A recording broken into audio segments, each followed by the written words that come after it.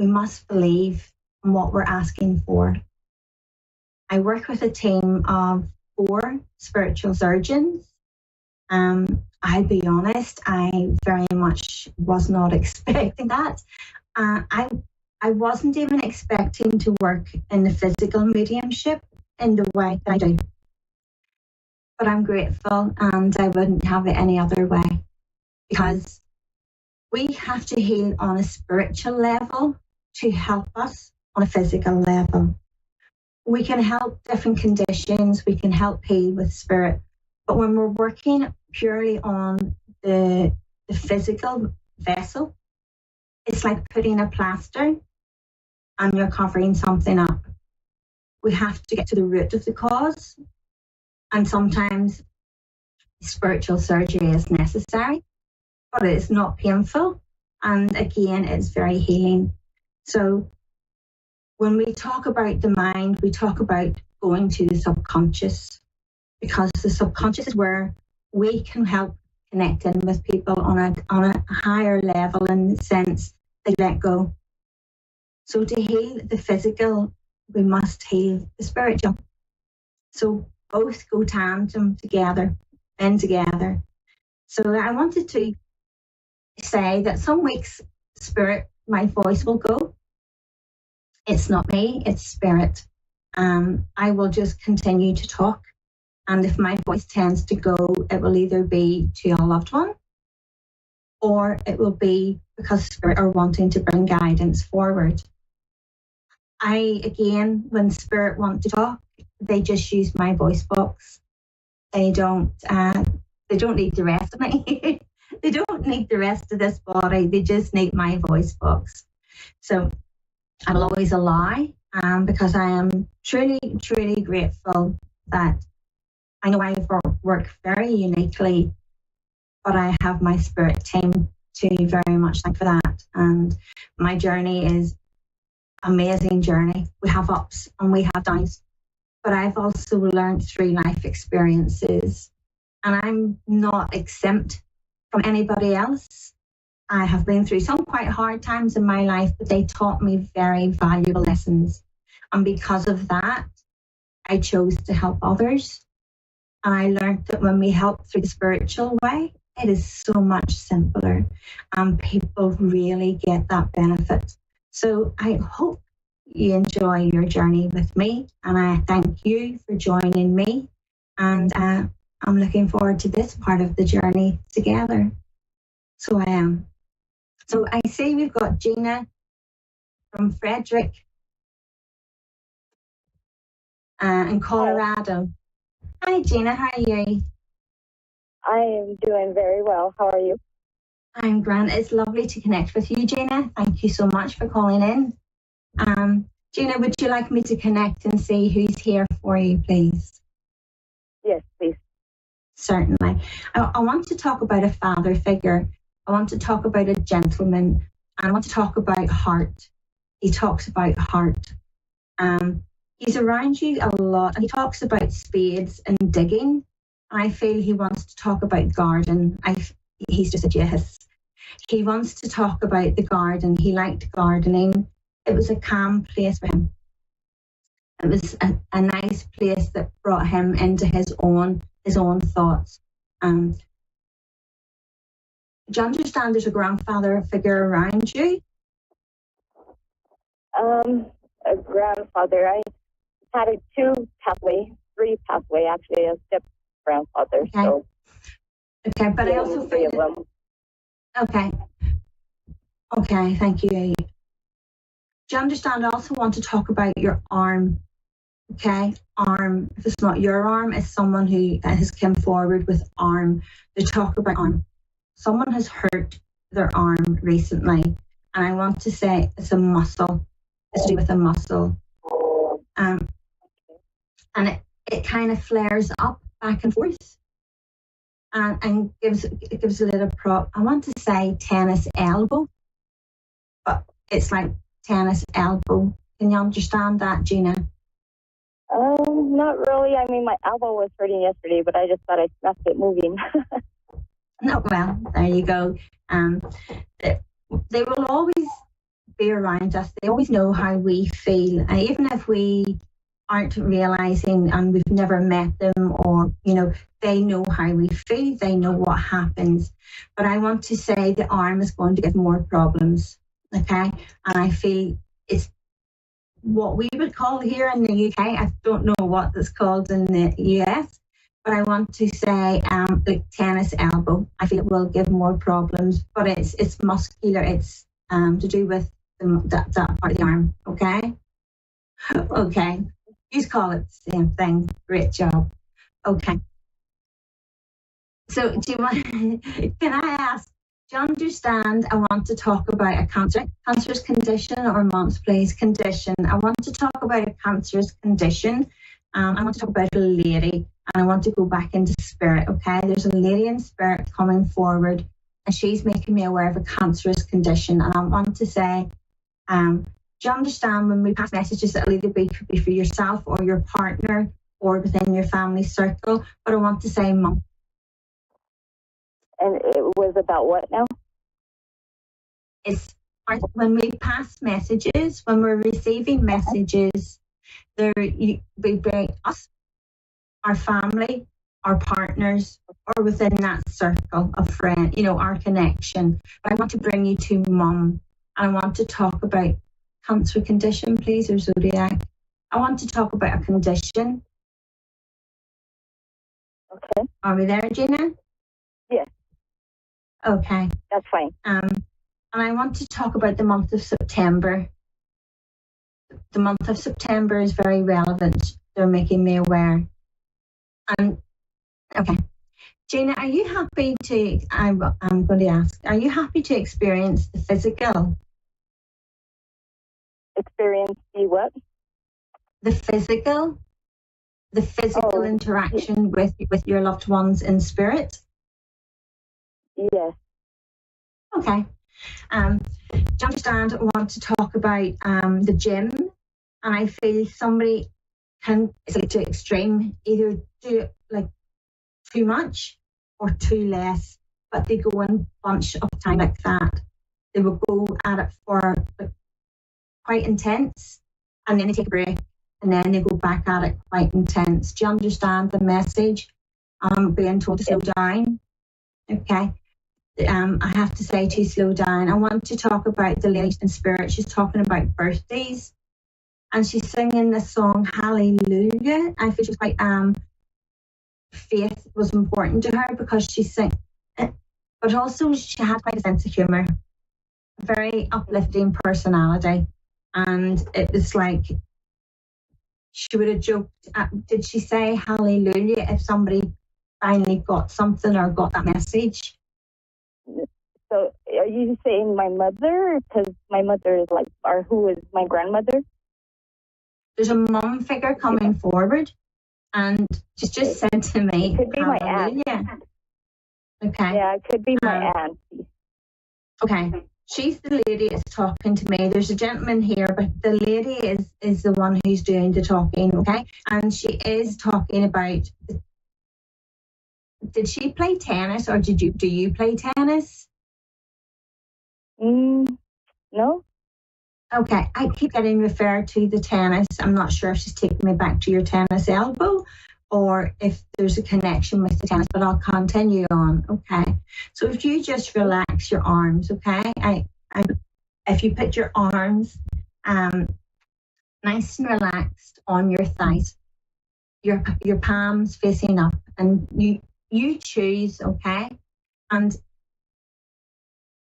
do you understand the song Love Me Too? You know I love you. I think that's a Beatles song. Love me too. You know. Yeah. Yeah. Okay. Sorry, I'm not a good singer, but that's the song she's singing. And it's important that I give that message to you. And also, she's talking about a memory of fireworks. Yeah. Okay, so she's talking about the 4th of July. Things has changed. Families not as connected as what they were, more separated, more divided. Do you understand, Gina? Yes, I do. Okay. So if you just relax, and I'm going to help. Do you understand the name Martha? And what was that? Martha. Like it sounds like Martha to me. Martha. No. I want to give you the Martha. Okay. I want to also talk about June, and I want to talk about the month of March. Okay. They're very relevant. I'm being told birthdays. Okay. Yes. And also there's an anniversary in June. Okay, so let me see. You link in, and I'm going to pass the messages. And if you just relax, I'm being told grandmother. Okay, she's just validated the sentence. So I want to let you know that I'm going to link in, and we'll chat as we're going. And we're going to see if she's going to close the hand or lift the arm. But there'll be no mistaken, because it's happening to you. Okay? Okay. I'm just linking in. So what I do is I channel my energy with your loved one. So I share my energy, and I hold the space for them to use my energy and to help connect and physically interact with you. Okay? So I want to talk about your arm. So your arm's going to get a little bit light. Okay? So if you just relax that, don't be worrying about it. I also want to talk about dancing. Okay, dancing. I feel somebody, it's not ballroom dancing, but I see somebody went like to go dancing. But I also feel that they have like a number on their back. So like would they have competed? I feel somebody competed in a dance. Do you understand, Gina? Yeah, it could be my Aunt Esther. She used to go to the dances. Okay, because she's showing me, it's the bottom half. I'm seeing them dancing around, and she's quite quick on her feet. So she is. Yeah. Okay. And do you understand? I want to talk about a brother. There's a young man coming forward. Now, spirit always show themselves in the way that they want to. It could be when they were younger, but not necessarily the age they pass. And I want to talk. Okay, I want to talk about teddy boys. Okay, I feel like this is an uncle. There's an uncle in spirit who would have been like a teddy boy. Do you understand, Gina? Yeah. Okay, because he's coming forward, and I feel he had to do with the heart. Okay, and he talks about smoking, but I have to say about the heart. But the lady is the grandmother who's going to lift your arm. Okay, and you will feel it getting much lighter. Okay, the more you relax, the more it will feel like your arm's not there, but you know it is. It's just grandmother. Okay. I also want to tell you to watch out for a white feather. She leaves them regularly, but she says no one realizes who they're from. They're from her. Okay. And I want to say mum's side of the family. Okay. She's just said yes. Okay, now let's see if we can move this arm, or we can make it lighter for you as we go. Do you understand? She's talking about childhood memories, and she's talking about bad dreams, scared of the dark. And I'm also being shown like a barn. And I feel it was like, I want to go back to like childhood, like fun. People would have had fun in the barn, and there was like cousins, and there was different family members, but it's very different now. She says it's very different now. And she also explains that the table's not the same, and I feel it's the table she's setting for Thanksgiving, like or for the like celebration. I want to say the 4th of July, and excuse me because I'm over in Ireland, so in the north of Ireland, so I don't know everybody's traditions, so I don't know if it would have been a big family dinner get together around the 4th. But I have to say about the 4th, okay? She talks about the 26th of September, very, very relevant, 26th of September. And she brings in an anniversary. And she's talking about it would have been a milestone, okay? Can I ask, is your arm starting to get a little bit lighter, please? Yeah.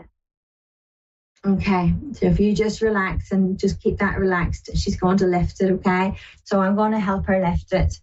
Okay, I'm going to run out of time because of my introduction. So what I want to say is you can know that feel her, should I say, feel her. Know she's around you and know that she's never going to leave, okay? All around you. But thank you for connecting. Sorry, I didn't get to finish everything, but as I go, I'll soon find the rise of it all. But it was so lovely to meet you, Gina, and please take care, love, and know that slow down, okay? The focus is on you, so slow down. You're welcome, thank you. So guys, you can get me on TikTok as Medium1111, Facebook, Instagram, LinkedIn, and my website, of course, will be on the site. So thank you for joining me. And I truly, truly hope that we can go forward on this journey together. And yeah, thank you. You have been fantastic. And I'm truly, truly grateful.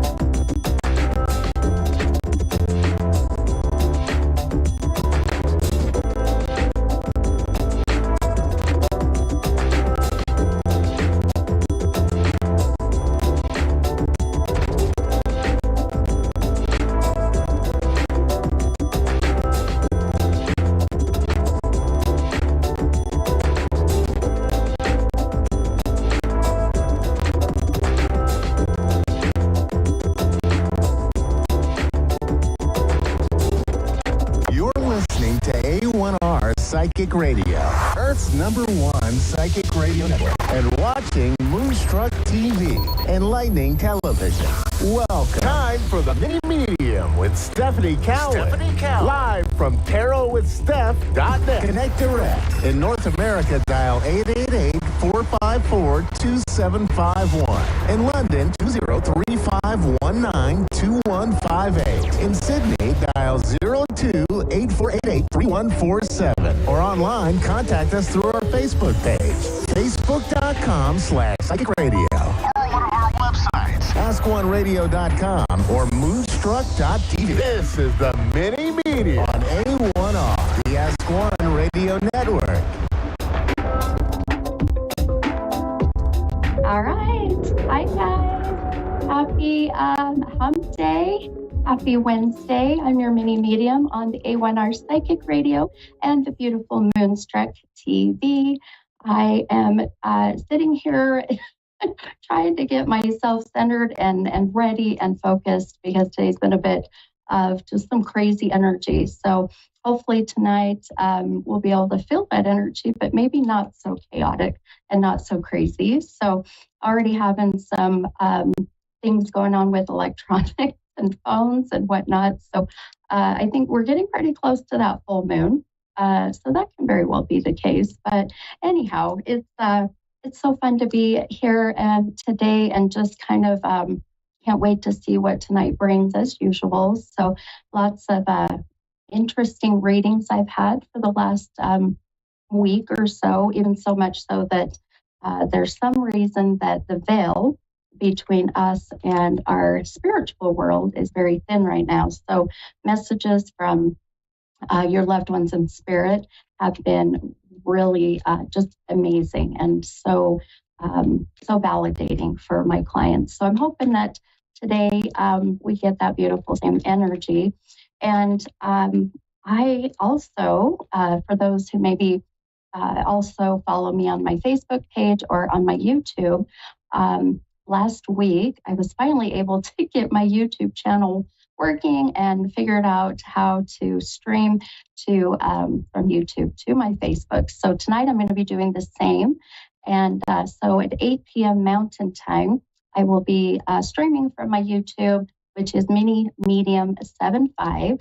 And but also that will go to Facebook. So if you would rather hop on through Facebook, which is just Mini Medium, I would love to see you guys on and just share these beautiful messages and do some free readings for a couple hours and see where it goes for sure.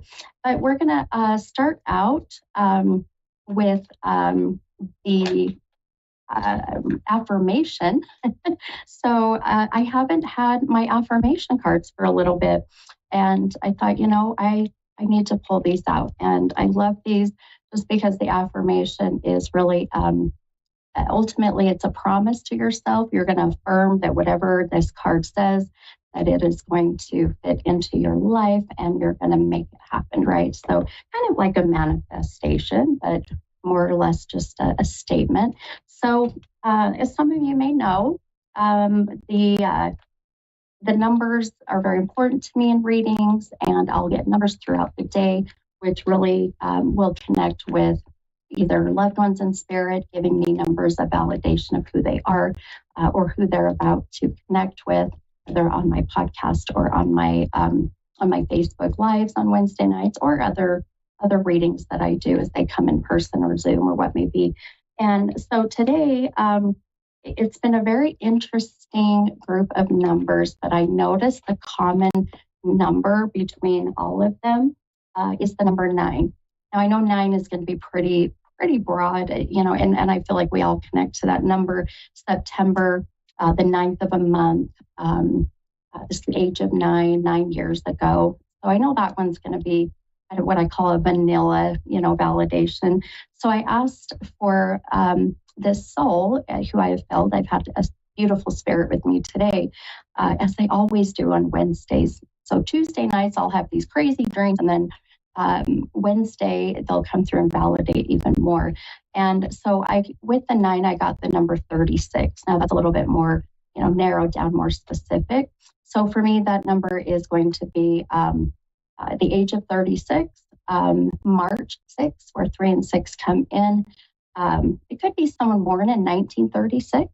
So I'll throw those numbers out there and we'll see if that connects with any of the callers tonight, and or with anyone that happens to hop on to my Facebook or my YouTube tonight for the free readings. I can talk. So let's pull. I'm going to pull the number 9 card. I don't think that we want to try to count to 36 tonight. We'll end up being here a lot longer, and I want to get to the callers tonight. So, all right, my friends. So the affirmation for the week, and this is for everybody, and I hope that this will, resonate, and I hope that it will help you to get through your week and just kind of, apply this to your journey, if you will. So the affirmation. Oh, I love this. It says, "I am valuable. Many people are thankful for my presence in their lives." I love that, right? Because I think sometimes we struggle with giving ourselves credit or patting ourselves on the back or feeling like, you know what, heck yeah, I am valuable. And, yeah, people actually do love having me around, right? And they're thankful for my presence. So I hope that you can apply that to your life, to your journey, and find that confidence that you are loved, you are valued, you are needed. And you'll be amazed, my friends, at how that energy will be infectious, and people around you will absorb that energy, and you'll see how amazing that the domino effect is, right? It's kind of like the butterfly effect. So I hope that you all can apply that. We're kind of we're in a very interesting time right now with things going on out in the world, and I'll tell you, I'm a firm believer of all the energy you put out in the universe, it comes right back. And this year, my friends, we're in a karmic year, so it's coming back tenfold.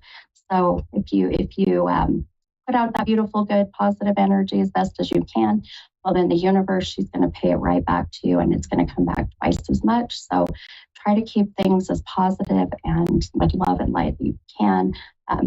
The human side messes up, right? Our human side has its human side, but all you need to do is just be mindful of it, and then kind of stop for a moment and go, oh, wait, oh yeah, this is what the mini medium was talking about. And now I'm going to change that mindset and put out that good vibrational energy. So just some kind of advice, because I know that right now things are a little kind of crazy out in the world, right? But it's all right. We're going to be just fine, and we're going to put out all that good energy, right? But okay, all right. That said, I have my first caller, and I saw from California. I did miss the name. Robin. Hi, Robin. This is Mini Medium. Hi. How can I help you? Hello. How are you, my friend? I'm good. How are you? Doing good. Good. How can I help you tonight? Just a general reading would be nice. Okay, sure. I'm going to use some cards to just see if we need some maybe a little bit of guidance, or at least some validation of what we're picking up on. And let's see here. All right, I'm going to just pull a couple cards for you really quick. Now, when I do general readings, what I do is I really just listen to my guides, ask my guides to work with your guides, and to, hopefully lead us to what's going on in your life and what primarily is sitting right up front with your energy. So general can be very, I always say it's kind of we'll just see what comes up type of thing. It's usually whatever I feel it pops up right away. So just a couple things looking at your cards, my friend. I did pull just 2 for you, but let me ask you, just again, you probably heard me earlier before we hopped on. Do you resonate or do you connect with the number 9 or the number 36?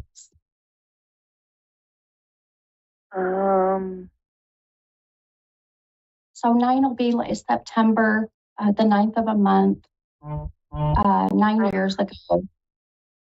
Yeah, I have a close family member with the birthday in September.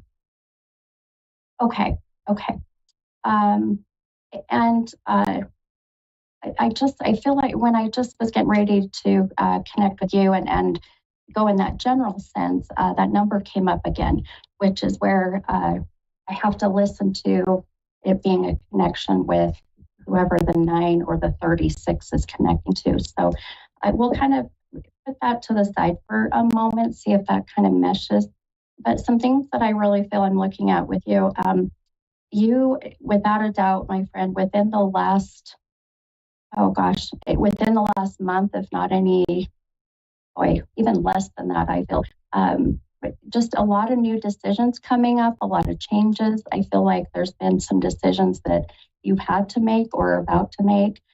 And a lot of that I feel is really focused around and really applying to a lot of things in your life, your health, your career, your job, even your living situation. Did you just move or are you moving? No. Okay. So I would just say be mindful of that. Here's why, because I do feel there's a sense of you needing to make a change of making some decisions when it comes to your home dynamics. And if it's not your moving, then there's some reconstruction, there's some remodeling in the home that's being done or will need to be done. So please keep that in mind, okay? Also, some relationship issues as well, some relationship things. You pulled this Ace of Swords card, which came out reversed. Now, when that happens, that's really connecting with your shadow work. And shadow work is the things you're working on just personally, or those things you know you need to work on, just so you can live your best life, be the best version of you. And the sword is where you're really having to fight and defend and protect. So the ace connects with the new beginning and these new changes. So even the living situation, my friend, even the home dynamic environment, it's even applying to those changes coming. Relationship wise, are you in a relationship? You have a significant other? Because if you do, there's a distance right now between you two. Okay, yeah. He works out of state. Okay. All right. Has there been talk about moving? One of you moving in? He lives with me. We're married. Okay. But there is talk about wanting to move out of state. Yes. Okay. And together, is that correct? Yes. Okay, perfect. And I feel this is something that it's that feeling of a fresh start, my friend. It's the feeling of, we're kind of having some, disconnect in the relationship. There's, been some, ups and downs, which all relationships do, but it's that point of where, what are we going to do next? We're at a milestone now. What do we do? And the fresh start, moving out of state, maybe getting away from some family or friends that maybe are not serving you both in a good way is part of this, where I feel intuitively, and as what I see, future wise, I feel like this is a good decision. It feels to me that it would be good for you both. I keep seeing 3 children around you. Do you have children, my friend? I do. I have 6 of my own, and I adopted my sister's son. Okay. You said you have 6 of your own, and then you adopted your sister's son. Is that right? Yeah. Okay. All right. Yeah. I want to show something really quick, and you can go back and watch this on YouTube, on Moonstruck TV, or on the Facebook page. But one of your cards that you pulled, I'm all about numbers too, by the way, I'm going to show it on camera, is this 7 of Cups. And the 7 really is connecting to your children, where you got 7, the 6 of your own, and the 1. The reason I feel like I'm only seeing 3, or the number 3 comes up, I want you to, it really will connect with the month of March, or the 3rd of the month with one of the children. This is how my visions come in. Do you connect with that number with I do. any 7? Okay, beautiful. That child is one that I would say, even in the dynamics of you moving and the home dynamics, that is going to be one that I would very much give maybe more of your time and energy and love to. Does that make sense? Okay, and you said the month 3? Yes. Okay, they're twins. Ah, okay. That makes sense. Okay. And so that just keeping an eye and just being, maybe a little bit more, I always say, not helicopter mom, but just kind of keep an eye on them and how they're processing things, what they're going through. It just feels some extra love needs to be there. So just, just keep that in mind, okay? Okay. But I'll tell you some, things I see with, the move and, relationships and all of this. You have a great connection with your significant other. I just feel it's time for some change. Okay. I feel it too. Yeah, absolutely. And one We thing were really just talking last night about a change. I was talking to my husband about change in my career, that I wanted to do something different. Yeah, exactly. Yeah. And all of these beautiful changes, it is your soul going, all right, it's time. It's time. And there's no coincidences in life when you get that little itch. So listen to the intuition. It never will ever, lead you or steer you wrong. Okay. Okay. All right, my friend. Well, I hope that helped you. I know I've got another caller, but feel free to hop on tonight on my Facebook page. I'll be doing free readings on Mini Medium, and that'll be here in about an hour and a half if you're up and willing. Okay. Okay. Thank you very much. Okay. All right. You're welcome, my friend. Have a great night. You too. Bye. All right, bye-bye. All right, you guys, we got time for another caller. This is Trisha from Georgia. Hey, Trisha, this is Mini Medium. Hello? Hi, Trisha, this is Mini Medium. Hi, how are you? I'm all right. How about yourself? Doing good, my friend. How can I help you tonight? I am at such a crossroads at the moment. It's been rough the past year or two, and I was just wondering if you had any insight from, any of my peeps or yourself, or however you go about it. Okay, sure. And do you want just kind of a general sense of whatever's coming up, either from your guides or please. loved ones in spirit, or? A message from Spirit would be great. Yeah. Okay. Beautiful. Okay. Let me ask you before we get into really into that fully, but numbers are very important to me. And today I've had a very strong male soul with me, and he keeps giving me the number 9 and the number 36. So this is the month of September, the number 9, or the 9th of a month. Now 36 will be like March 6th. This could be the age. Do you resonate with that number? September. You were born in September. 9. 36, not so much, but definitely 9. Okay, beautiful. Okay, so being that this would be, one of your loved ones in spirit, being a male, for one, validating your birth month, first and foremost. Keep that 36 in mind too, please, because I feel like he's bringing that up even stronger again. Not that we have to figure it out, but March 6th, or the age of 36. Now, this can't be someone born in 1936. How about 63? My brother passed and he was 63. Yes. I call it. And I had his driver's license today in my bra. To hear Say that again. I said I had his driver's license in my bra today because I wanted to hear from him. Oh my God. Right, and he was 63 when he passed. Oh my gosh. Okay. All right, my friend. Well, then this has got to be your brother. I love this. So, Okay. and this would be his beautiful soul, number one, validating your birth month, and then the age. So, let me gonna just take a moment and see if I can pick up anything from him, and we'll really.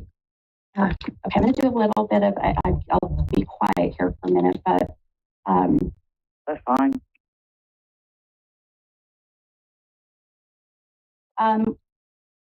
Immediately, what he is giving me, I just got a very strong impact to my chest, but then it went to my head. Do you, without giving me too much information, do you understand what the way? Bad accident. Yeah, he was in a really bad accident years ago, and he got like a 17-inch gouge in his head. Gotcha. Okay. And this was before his passing, correct? Oh, absolutely. Yeah. Okay. So this would be his way of just validating this is him, but you know what? Unfortunately, what he went through. But there is a sense of him also. I know that you hoping for him to come through, hoping for him to be here, which you've done a lot of the work for me, which is great with manifesting and putting the driver's license in your bra. I love that. I have never in 28 years, my friend, ever heard that. I think that is awesome. But you put him close to your heart, right? You put him right close to that heart chakra. So, and I really feel that your brother is very, very close to you, very protective of you. There was some unfinished business, and still is. He says that he's working on that, but he says you need to know that he's okay with Dad now. Do you understand that? Okay. Sure. Yeah. Okay. Good. Okay. He is very. He uses your senses to let you know he is there, and I can smell either this is cigarette smoke or this is pot smoke, my friend. I mean, he didn't smoke weed, but he definitely smoked cigarettes. Okay. Perfect. Okay. So pay attention if you're somewhere and you're smelling that smoke, that very well this would be his way of letting you know he's there.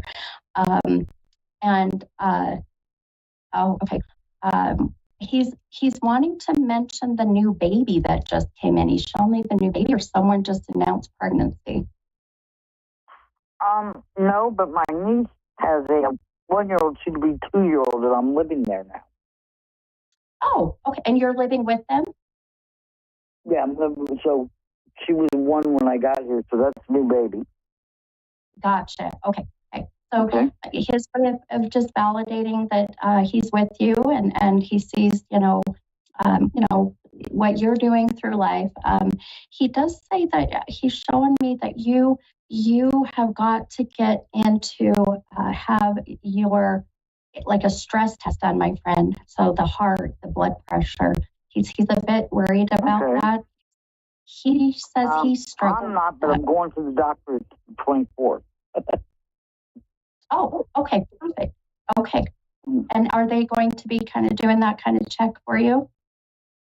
I don't know. Okay. It's just my general doctor, but we'll see. Oh, okay.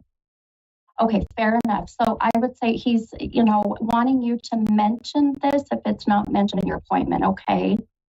Okay.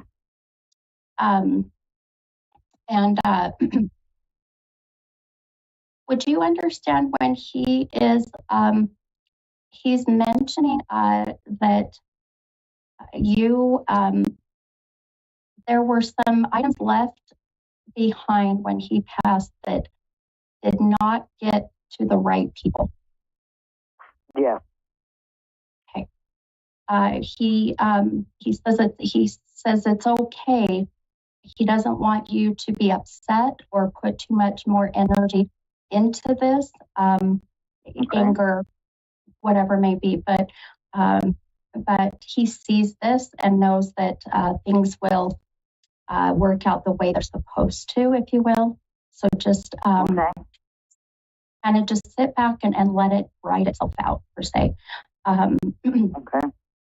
Okay, I've got about a minute and a half, and I want to see what else he's given me. He definitely is a very fun energy, and is very talkative, my friend. So he's got a lot. He's got a lot to say.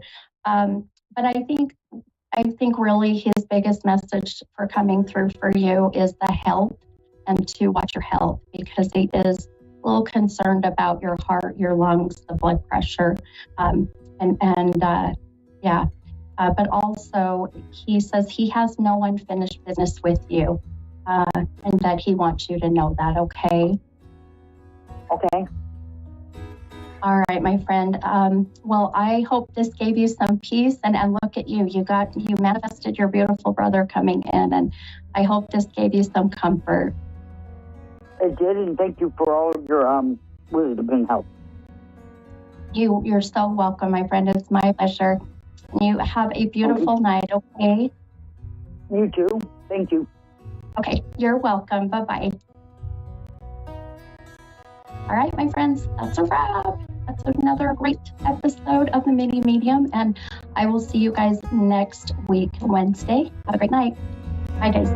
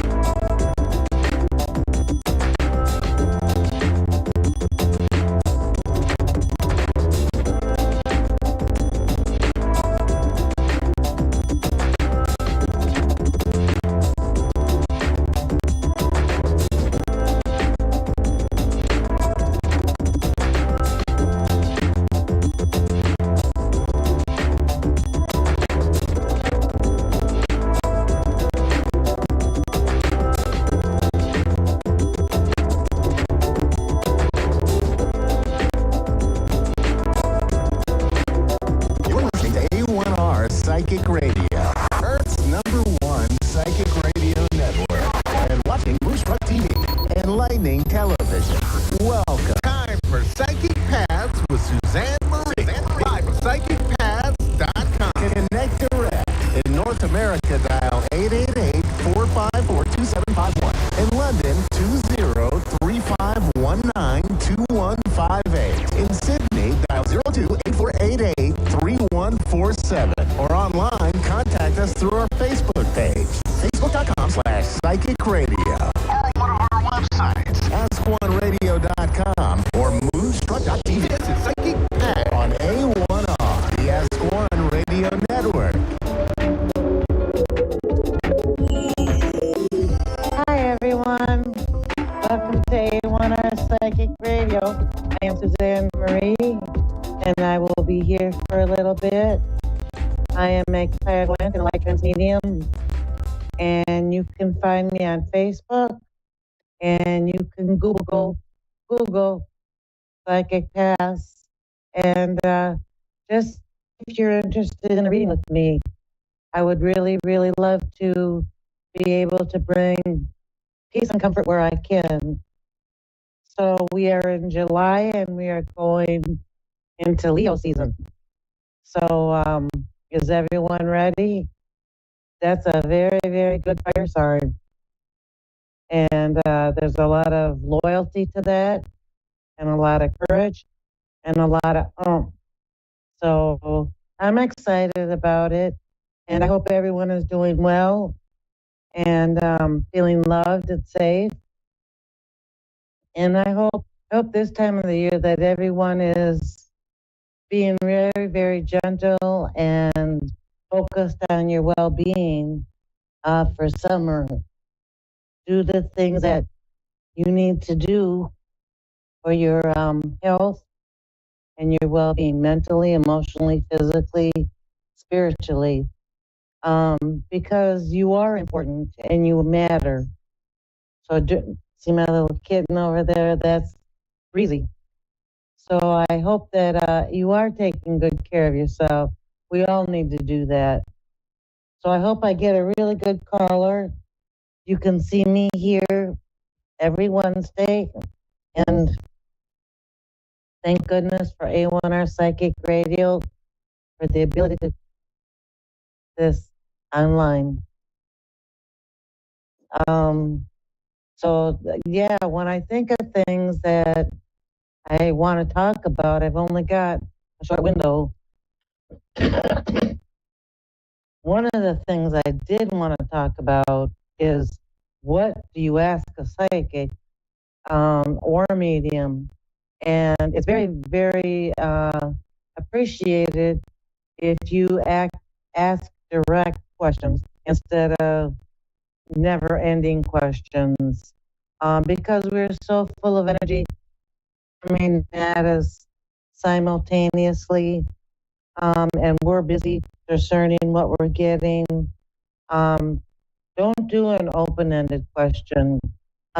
It's important to get your questions answered, and if you ask Google, they'll tell you what to ask a psychic. We have Lisa from Rochester, New York. Hello. Hello, how are you? Good. How are you doing? I'm here. Oh my goodness. Oh my goodness. What can I help with tonight? I would like some information from my dad, if possible. Okay. Let me see what Spirit says.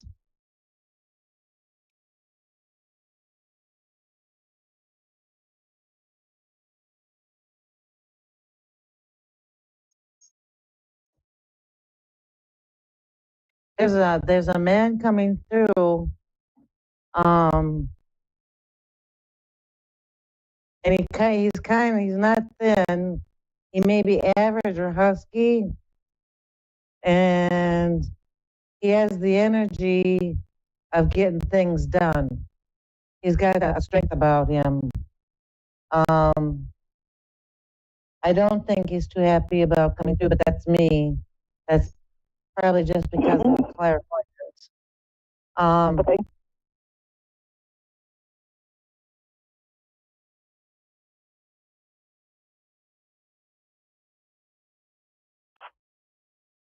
Are you in physical pain?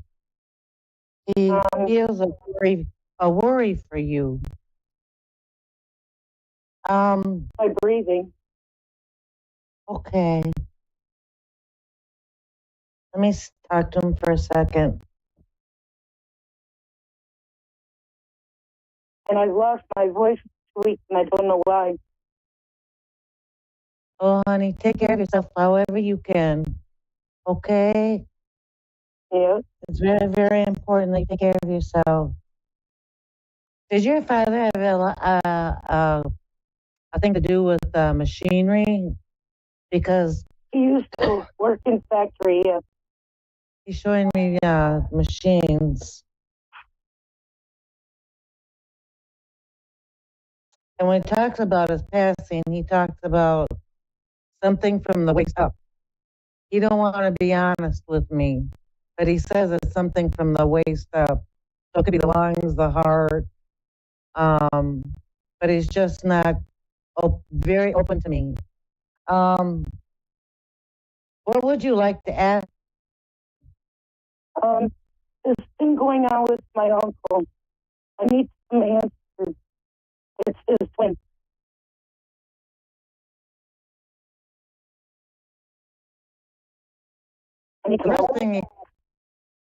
The first thing he shows me is his mind, mentally.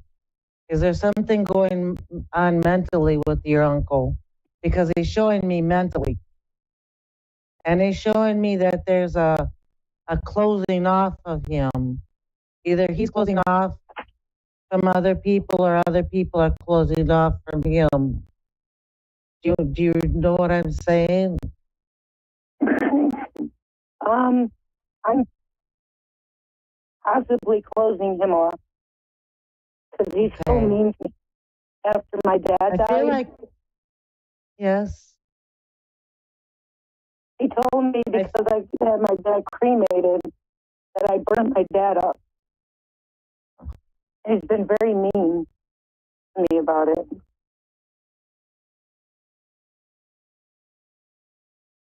Your father does understand if you step back and guard yourself.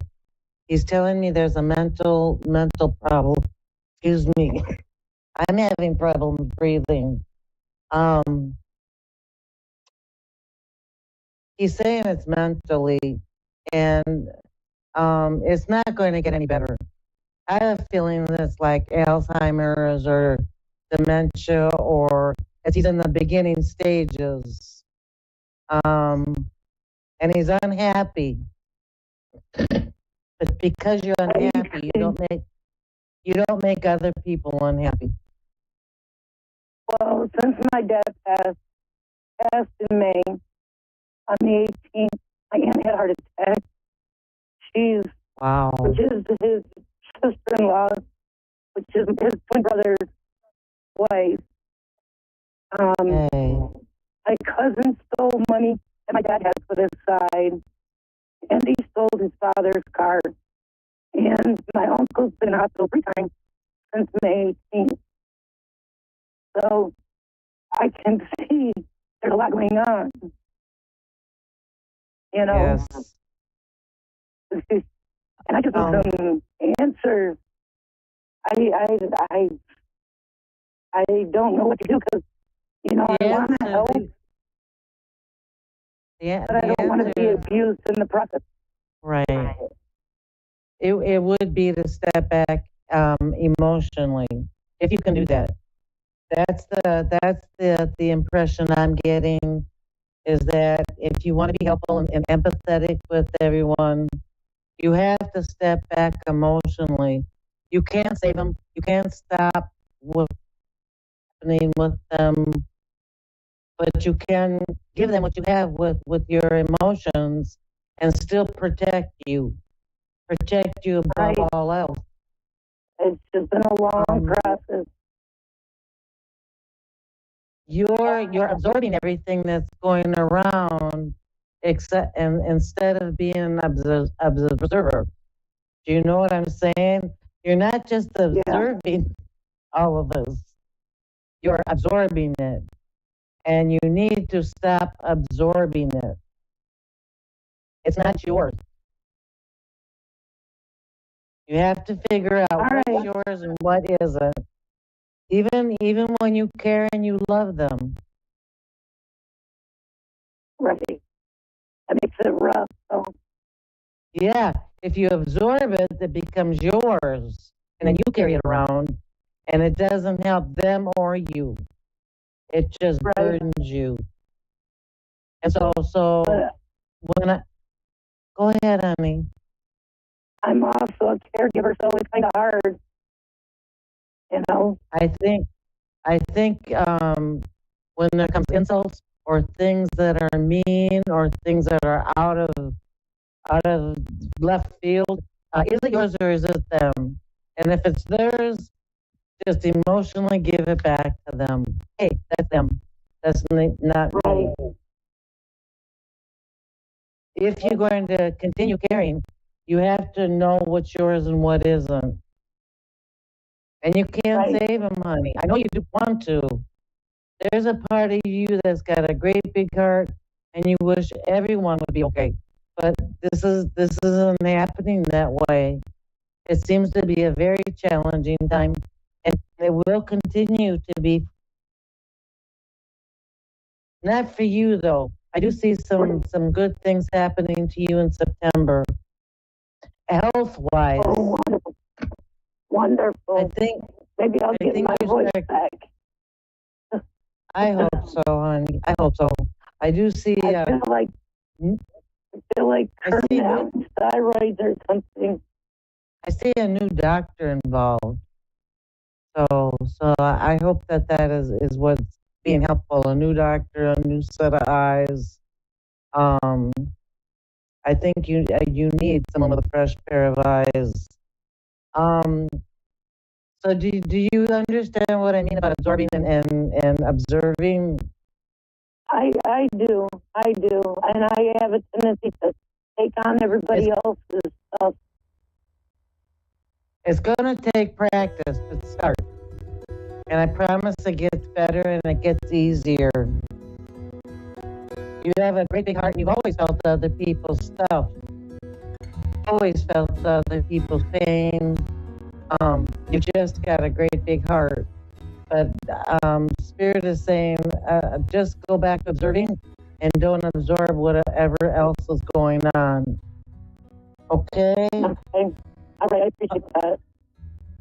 Thank you, honey, for calling. I appreciate that. And you try and have yourself a really good week, okay? Thank you. You too. All right, honey. Bye-bye. Bye. All right, everyone. I'll see you next week. Have a great one. And be good to yourself. Bye-bye.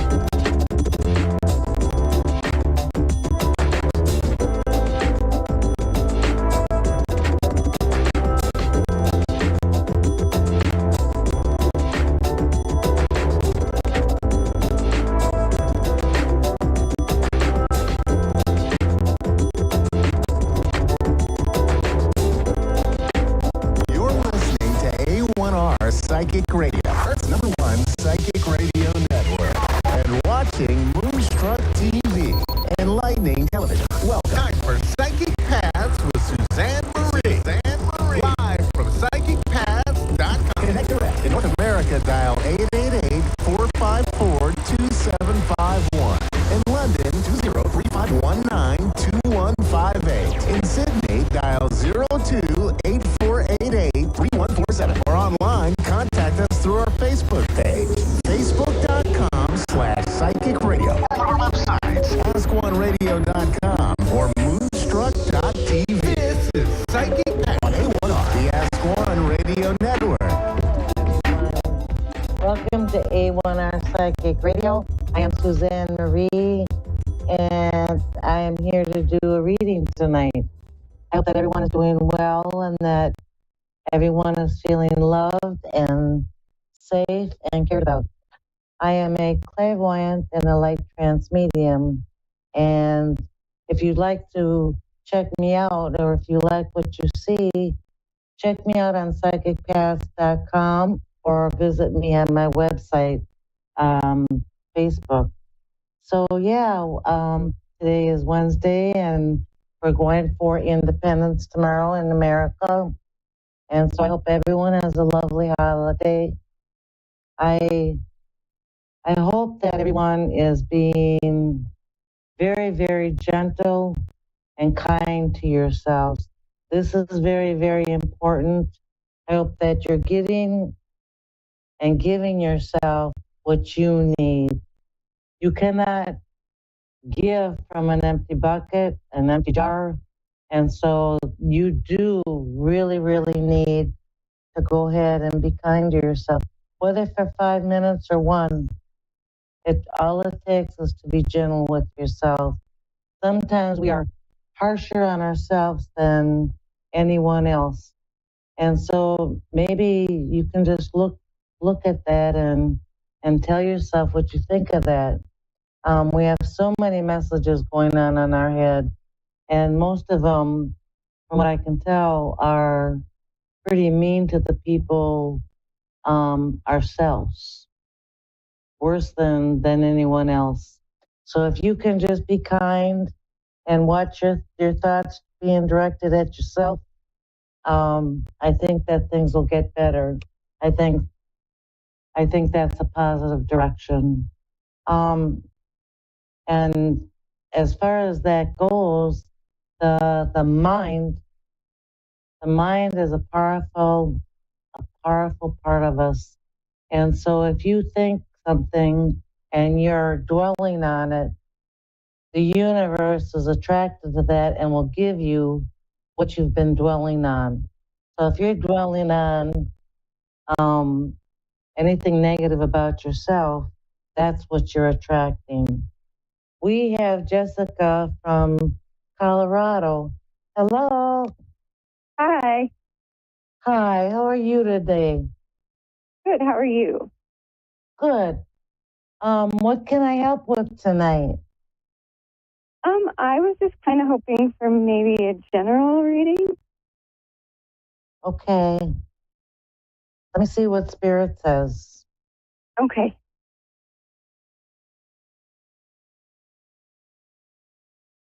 See if I got you.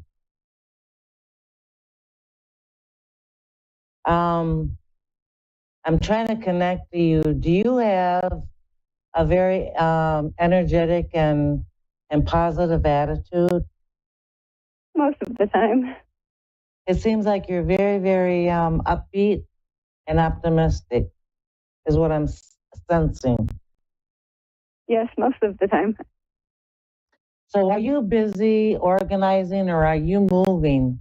Because I see you organizing things.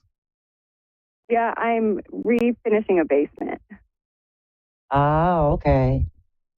Uh-huh. Let's see what Spirit says.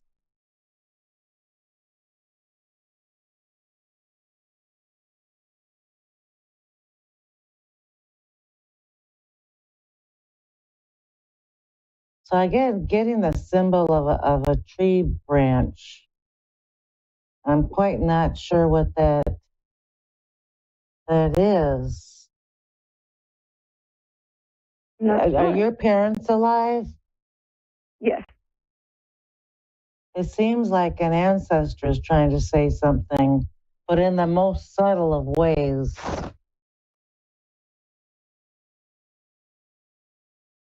You're blooming. For somebody on the other side, you are like a little plant and you're blooming to this ancestor. That is so sweet, so subtle. It could have just gone over my head.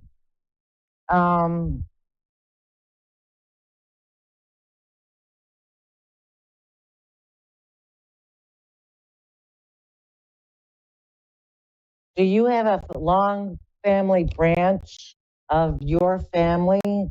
Because that's also what I'm getting. Like there's a long branch of your family. I'm not sure. I only know my mom's side of the family, and it's pretty small. But I'm not sure about my dad's side at all. Yeah, I'd look into that because it's showing a lengthy family tree. Okay. And I actually have been doing some ancestry. So have you? It seems like maybe this is what's kicking in because it feels like a lot of the things that you're going through with your characteristics, your personality, and whatever is really in the DNA. Is very much DNA connected with your family, and so I think some of your family is watching you do the genealogy and really just note that's what it is. You see the leaf. I seen a tree. and you're doing the ancestry stuff. Yep. Spirit has a sense of humor. They're gonna show me a leaf.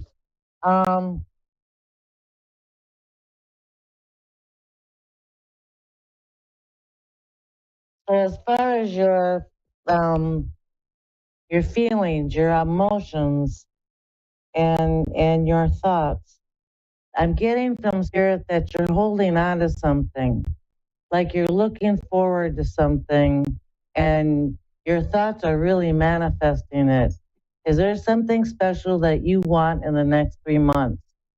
Because spirit is saying yes, yes, there is, and that what you have manifested is coming, I would say, within the next 3 months. Okay. I'm trying to figure out what it is, but it's something connected to abundance. It's something connected to abundance. And maybe it isn't this moment, but it's not too far into the future that something will say, this is what I need.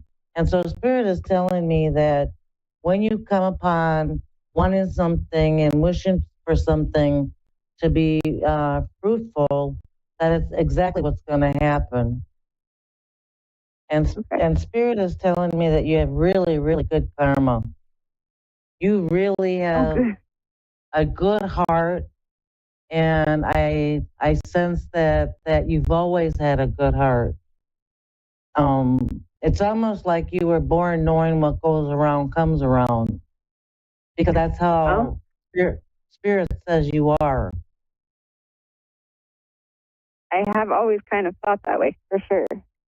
It feels like that. It feels like you were maybe a child and an adult.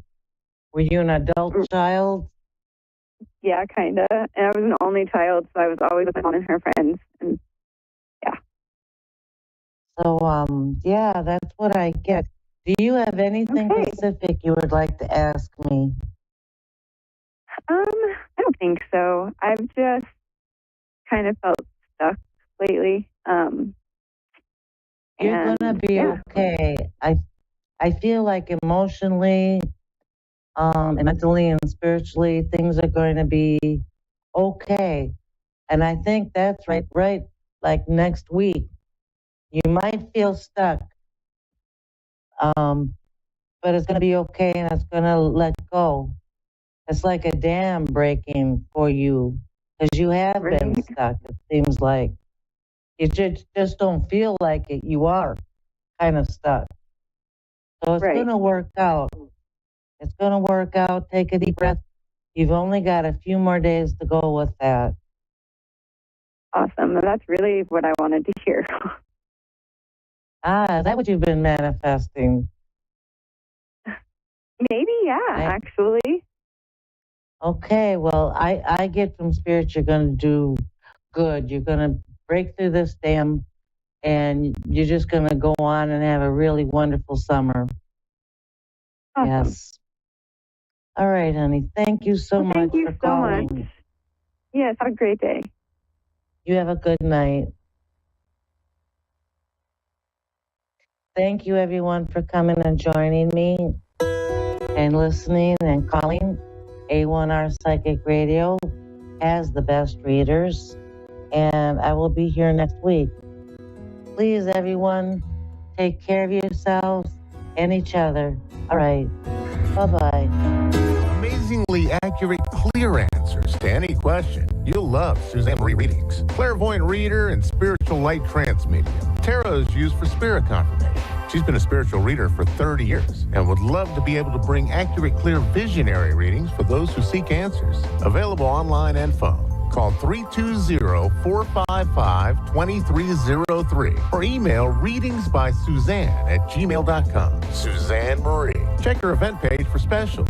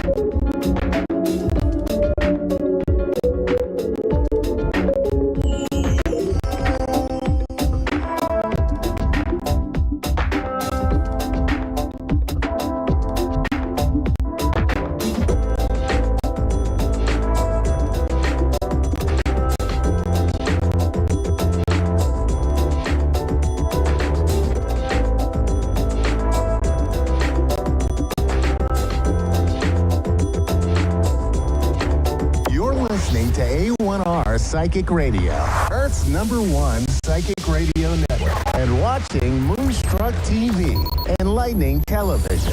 Welcome. Time for Psychic Paths with Suzanne.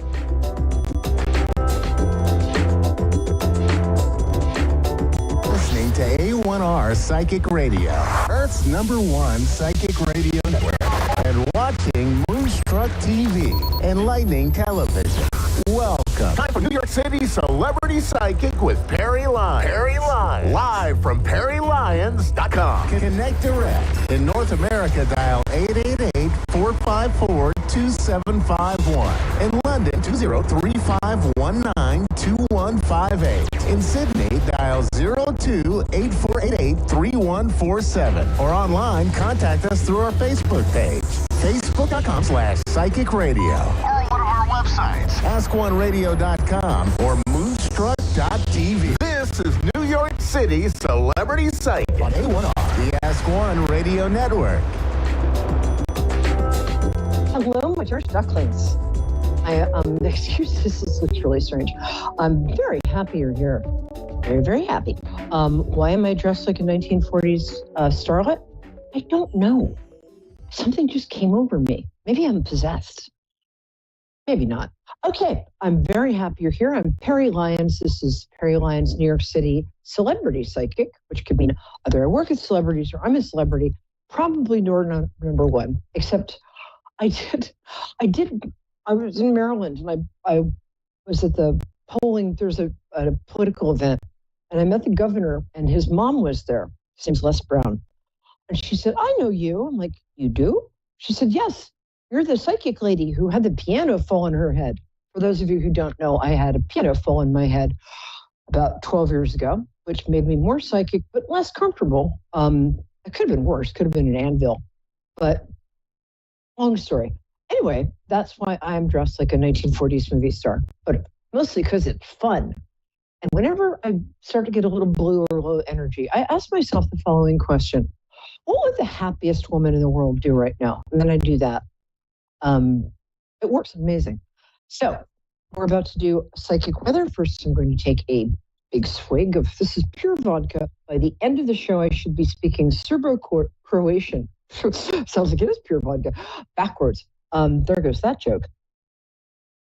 So I'm sitting here staring at my phone like a lovesick teenager waiting for you to call. Oh, Bobby, why doesn't Bobby call? Because you don't know anybody named Bobby, Perry. So I'm going to do psychic tarot weather. As we all know, psychic tarot weather is just like regular weather, except less damaging to crops. The first card I pick is the beginning of the week, which is starting today. So and then the next card is weekend. You get the hang of this. The third card is the end of the week. And even if you're just tuning in passing because you're trying to get like the stock market or farm reports or whatever, it still applies to you because even if we hear it accidentally, it still counts. Okay, the first one is interesting. You might feel it's the Two of Pentacles. So it's a guy in a dopey hat. Because once you realize that tarot is pretty much all about funny hats. Once you realize that, and sometimes shoes, you've got it taped. He's juggling two possibilities. This could be somebody who is currently having a long commute. So, they live in one place and they work in another and it's a long commute. It could be maybe you have two potential love interests that you're kind of having them both fill out applications. I can't talk to it. Ham. Okay, all better. So there's some way in which you're not fully committing to something because you're kind of half-assing it, but that's okay. We're all allowed to do that sometime. You might also be putting off a decision by kind of being indecisive, which is putting off a decision. I think I'll get rid of this card. It doesn't seem to be helping. The next card I love. If you've watched the show for a while, and if you have, bless you. Bless your paws and whiskers. I love you. Next card is the Wheel of Fortune card. This card is very simple. It has, for me, it always has one meaning for the 20 years I've been reading, since I was 6. And that is, your luck was not so good. Suddenly, your luck is quite good. Go figure. It's a sudden reversal of fortune for the better card. And in my own life, this card will often show up when I'm at the low point, and then the next day I'm like dating a movie star, kind of literally. That was long ago, but the memories. And for a small price and a self-addressed stamped envelope, I'll tell them to you. Anyway, so if you've been having a rough patch, this card says very clearly, rough patch over, sunshine and chocolate babies and well, maybe not babies, unicorns ahead. It really, I'm being a little flip here. Speaking of flip, I'm going to go like that. Woo! But it's true nonetheless. And the last card, a funny card. It's Knight of Swords. It's a dashing young man, as you can see. He's literally a knight in shining armor, except his armor's not so shiny here. It's a new deck. But he's sort of coming to the rescue. And this is a man who's probably under 45. Excuse me, Knight of Swords. My bad. Under 35. So youngish man, we'll just say that. He might be lying about his age. Who knows? But he's kind of coming to the rescue in some way. This doesn't necessarily mean a love interest. It can mean a friend who comes to help you out at the last minute when your AC breaks. It could mean somebody at the office who recommends you behind your back for a job you want.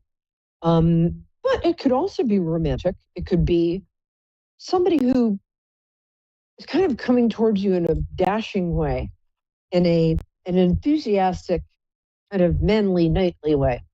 So those are your options. So to sum up, and then we're going to get to the young lady from Dallas, Texas, where I have so many friends. Are you still there? Yes. Oh, good. I'll be right with you. Thank you for being so patient. You're an angel.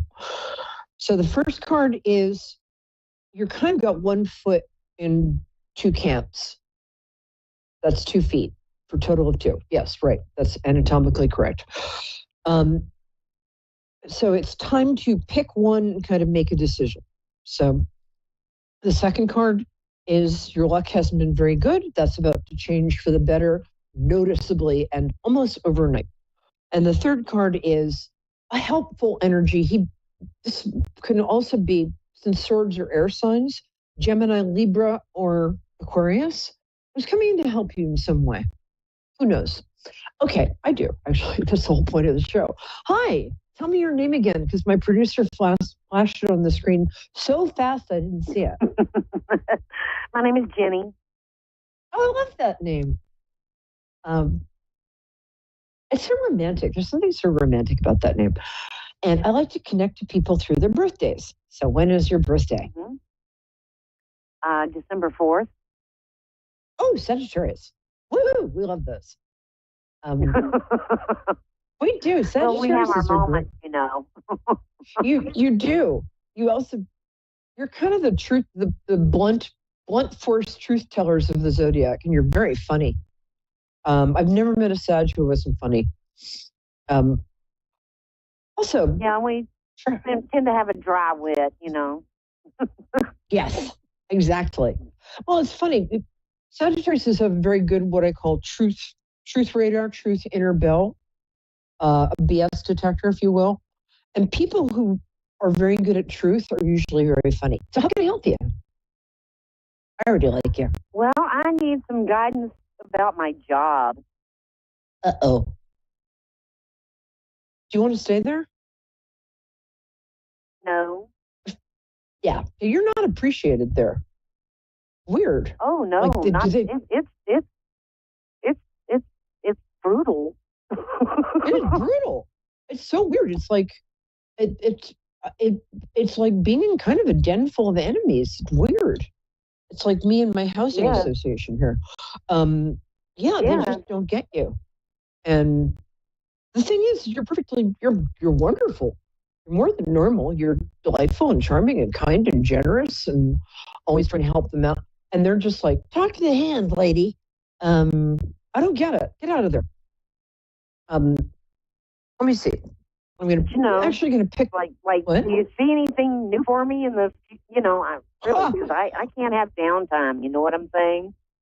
Yes, you need to get out of there. And this card backs that up. If you can see, this guy is fighting like these invisible enemies with a big stick.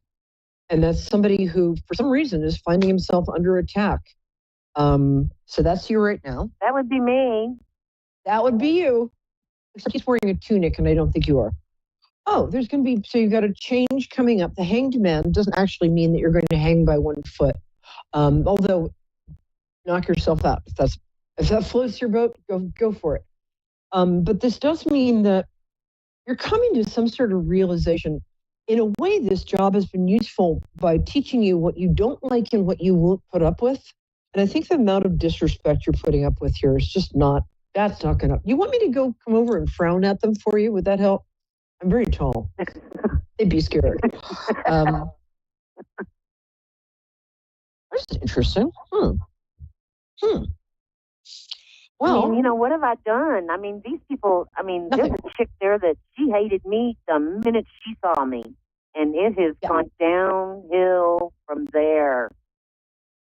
Well, they're all very conventional and scared and have their heads up their bottoms.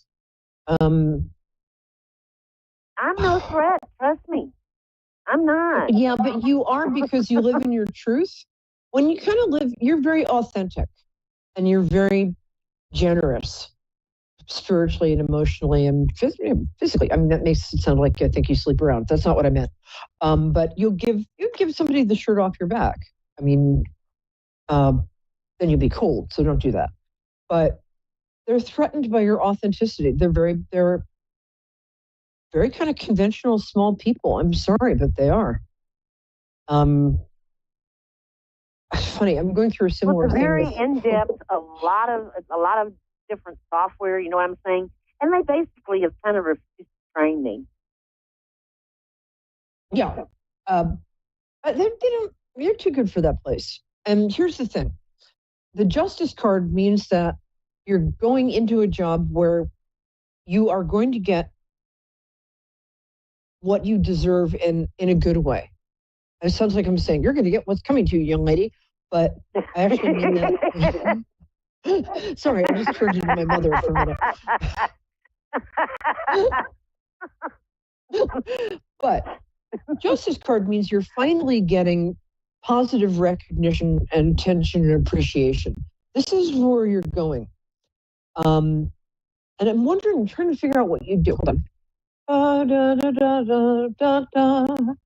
always hum when I'm thinking. Problem with everybody working at computers is when I ask Spirit to show me somebody at work, they're in front of a computer. I'm like, that's not a huge help. You're good at admin. I don't think it's medical.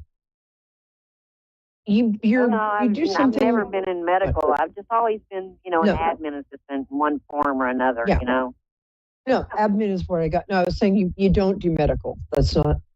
So I shouldn't have really brought it up. Actually, it's completely pointless. Forget I said that.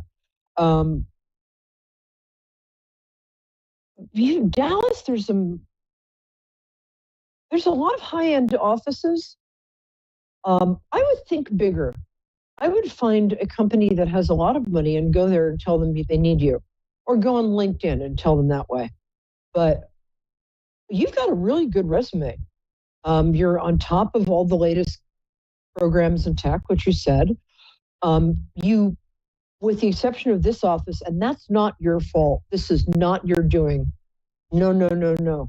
These are just weird people. Sometimes this just happened to me. I have a place in Maryland, and I'm a gardener, and I have this, I think, beautiful, chaotic garden it's got grapevines, and I've got little sculptures hanging off my trellis, and everybody got really mad at me. It's like, you have to take that stuff down, and you have to pull that down, and I all this time I thought they thought I was this lovable eccentric. Turns out they think I'm a big ass weirdo, and that's not my fault. I mean, I am a big ass weirdo, but it's the same kind of thing. It's like these people don't get you, and if they don't get you, that's their loss, and it really is in your case. You're a great storyteller. Well, since I'm really quiet because the environment is really, really, really unfriendly. Yes, it really is. So let's get you a new job. Let's see what that is. It's okay, very, you're going. Very, very. Yeah, I would. Go on LinkedIn or ask your friends also. I think there's a young person around you who oddly might know of a job opening. I'm not sure. The Page of Swords is a young person, probably a Gemini, Libra, Aquarius, who's very quick-witted, might be related to you in some way. I think you do really well at a college. Interesting. Really? Yeah, because admin is just admin, and you like people. And my mom works at Yeah, the they university. they act like, normal people, but this place is this is not normal. No, it isn't. The people in your office are warthogs who were magically transformed into human beings and are completely screwing the job up. Get out of there. Make sure that you have your butt covered in terms of insurance. Make sure that, you give 2 weeks notice. Yeah. What? Well, I think he's planning on firing me this Friday, to be honest with you. In Japan, if you get fired, they say, congratulations, because that means that was not, it's a toxic atmosphere. If they fire you, it's a blessing. You're going to get something, let me see, within, oh, God, you're going to get a lot of opportunities. Oh, this is awesome. Look at this. Look what I got for you. A lot of opportunities. That's, this card is a bunch of, things might seem up in the air. You see how all these arrows seem like they're up in the air, literally. So things will seem up in the air for a little while. Maybe not that long, 2 weeks, 3 weeks. But then you're going to get a lot of opportunities at the same time, which I can guarantee. And then this is a beginning of a cycle. Emotional happiness card. Woohoo! We like that card. Really? I have a good feeling. Yeah. Yeah, you're going to be in a much better place.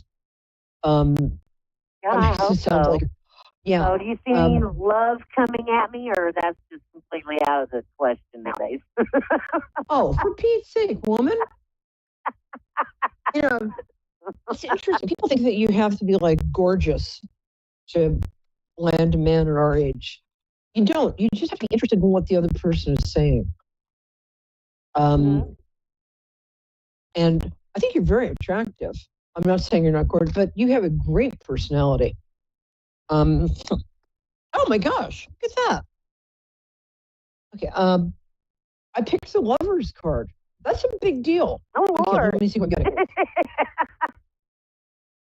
This is going to be really unexpected. I mean, it's really unexpected, too. It might be somebody you meet at like a supermarket, or why am I seeing you guys around fruit? That's very strange. Well, what you do in your private life is no concern of mine. Well, that's really funny because every time, typically if I go to the grocery store on a Saturday, some man will ask me some really ignorant question about fruit. He's hitting on you. That's what guys do. Hi, Helena in Arkansas. I mean, not Helena. Darling, in Helena, Arkansas. I'll be with you in 2 minutes. I'm just going to finish up with lovely Jenny here. He's hitting on you, you dope. You're like me. I'd never know if somebody's flirting with me unless they pick me up and take me back to the cave, and then I'll see them in court. But I know my son used to say that to me. He goes, Mom, you're oblivious. You are oblivious. It's very charming. I can't believe every time you go to the supermarket, and I want points for this. I want points for my, you get hit on at the supermarket thing. That's pretty, I'm impressed. And it is in the fruit and vegetables. Oh, yeah. Well, it's the way you pick up that cucumber. I think that's, okay, next time just keep going with the conversation. That's all I ask. It doesn't have to be brilliant. You can say, what do you think of this pineapple? And then when he tells you, tell him it's stupid. Yeah, you're going to have a boyfriend soon, if that's what you want. I have parakeets instead. Carmela, well, you've been a joy. Don't worry too much about the job. If they do fire you, you're going to be out of there in a much better situation. You're going to have a lot of opportunities coming up. And I'm not just saying that. I'm not trying to borrow money. I hope so. You know what I'm saying? Yeah. Really. I'm just not up to this. No, this is not. Just get out of there. It's not good for you. All right, my darling, but you're going to. So it was great meeting you. I'm so glad you called. I get the best people on this show. I really do. All right. Thank you. Take care, love. Somebody's calling from Helena, Arkansas, where I have actually been. Angela. I love that name. Yes, is Getting all the good Angela? names tonight. Hi. Hi. I've been to Helena. Very nice town. I love Arkansas. So beautiful. Really? You've been here?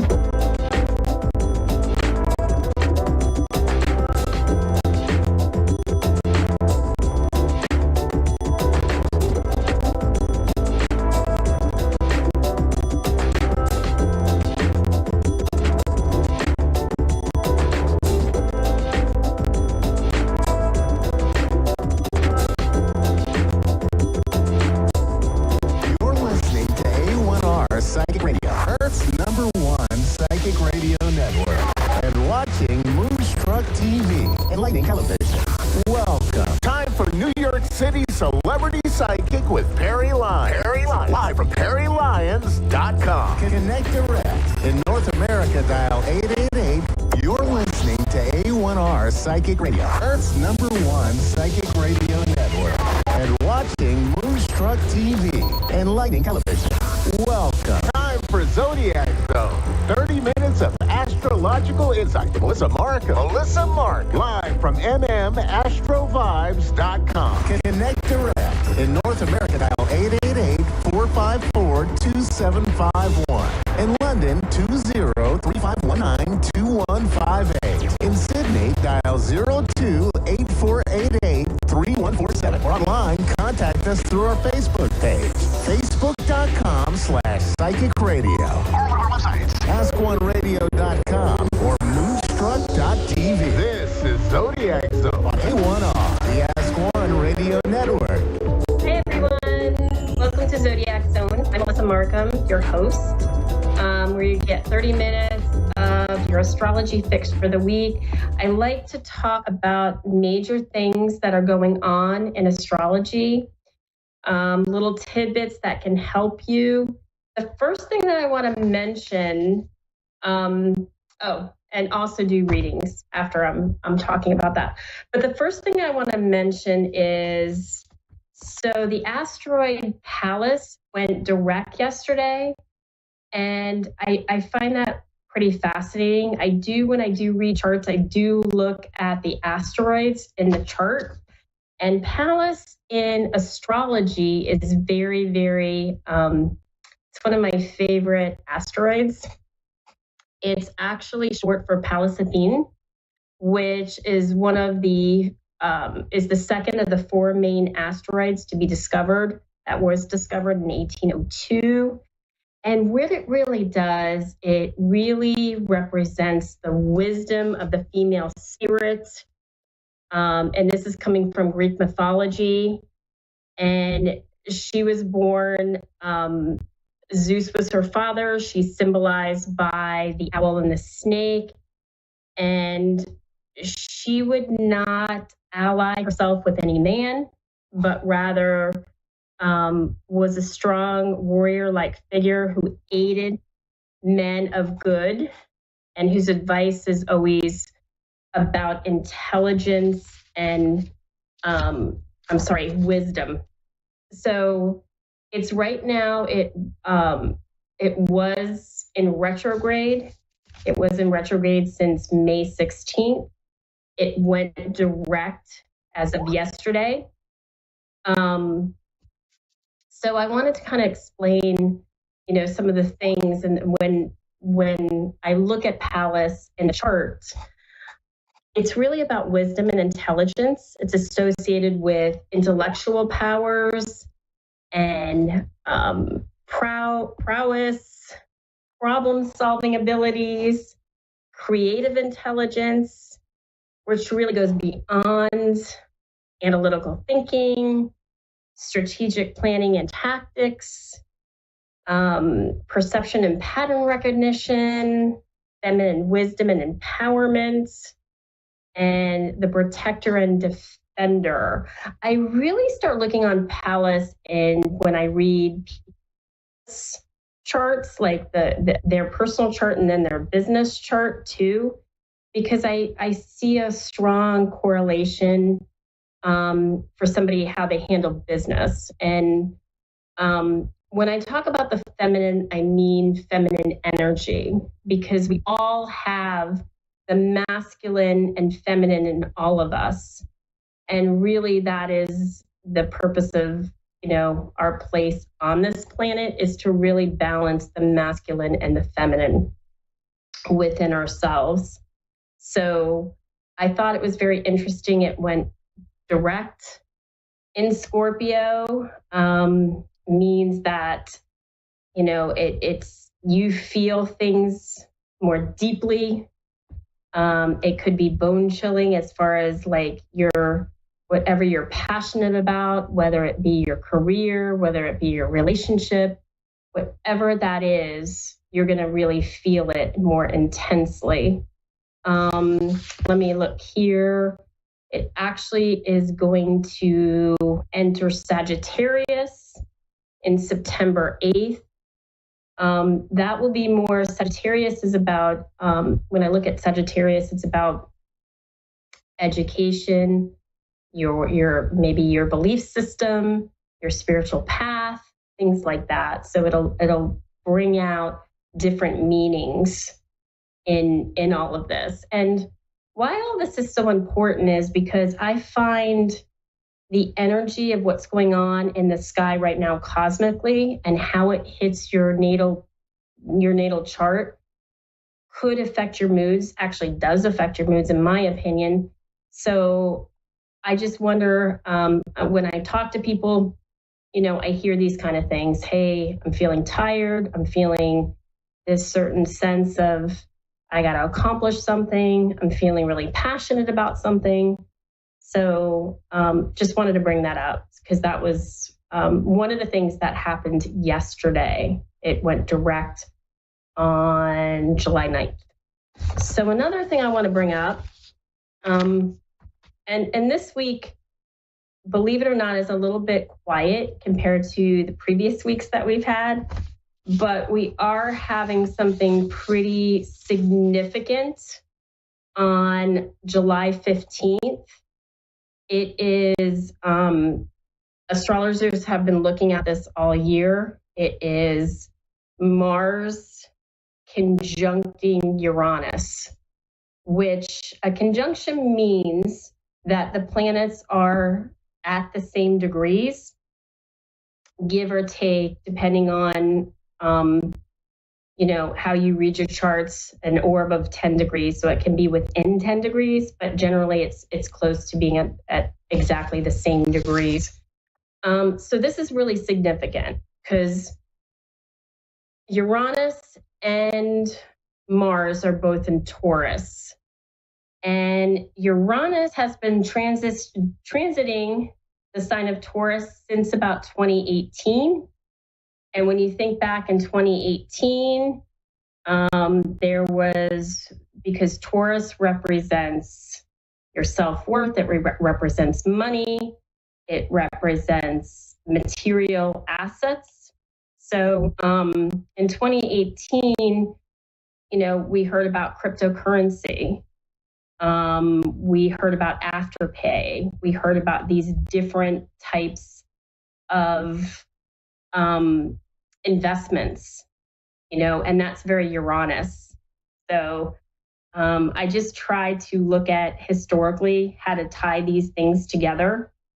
And I'm thinking with Mars, because Mars is it's a planet of war, it's a planet of passion, it's a planet of energy, and it doesn't really do well in Taurus because Taurus, when I think of Taurus, I think of building.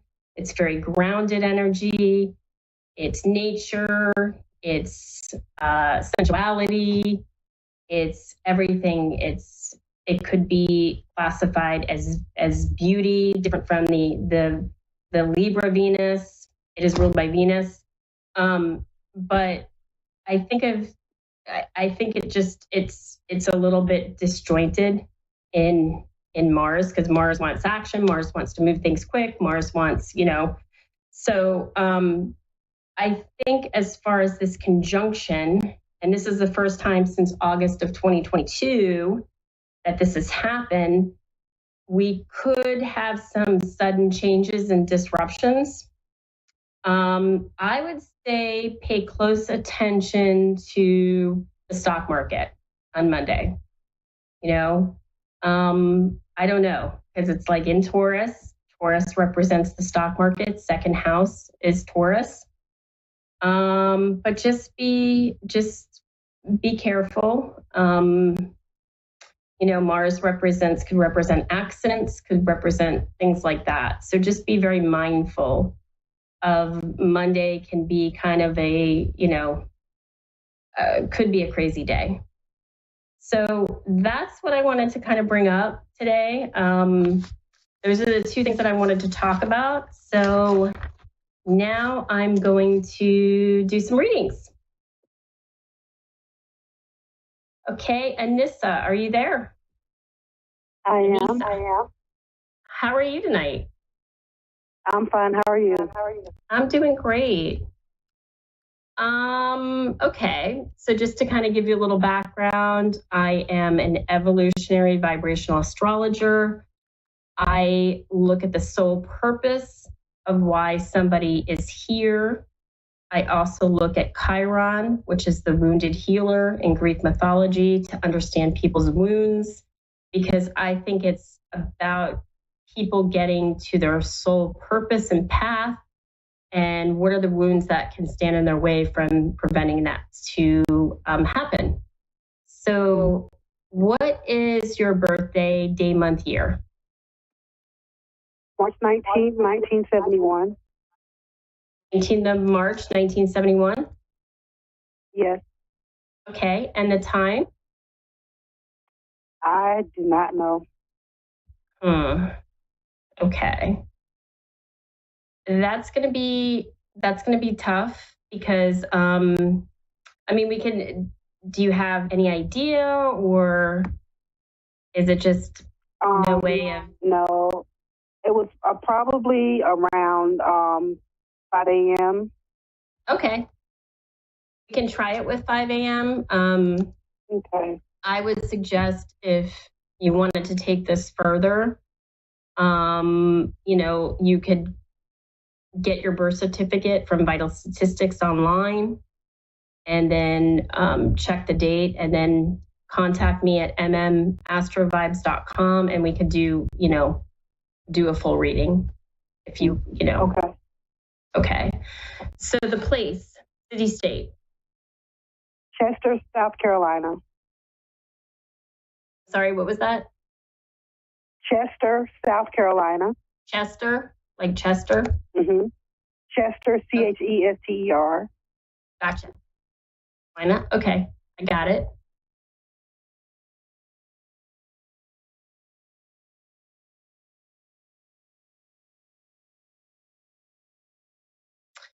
Okay, so what I see here is and this could be based on, again, this is based on, you know, not actually knowing, but just having somewhat of an idea. So again, your nodes, they're going to be the same, as far as they're going to be in certain signs that they are, but they're going to be in different houses if the time changes. So, but we'll base it on what you gave me. So okay. your south node, and you can tell me if this feels real or if this feels right, and if it doesn't, then like I said, if you wanted to investigate it further, you can contact me on a later date, and we could look at it more closely with the actual exact time. When I look at this, I see your south node in Leo in the 7th house of Libra. And your north node is in Aquarius in the 1st house. And I would say with this, this node placement, a south node in Libra, or I'm sorry, in Leo, always thinks it's about them. You know, they always think, oh my gosh, did I just blow that up? Or what was my part in all of this? You know, and it being in the 7th house, you could be a slight people pleaser, or always think about other people and not put yourself first. And if there's problems, you might blame yourself. Does that sound right, or is that kind of, yeah? It does. Yeah. Okay.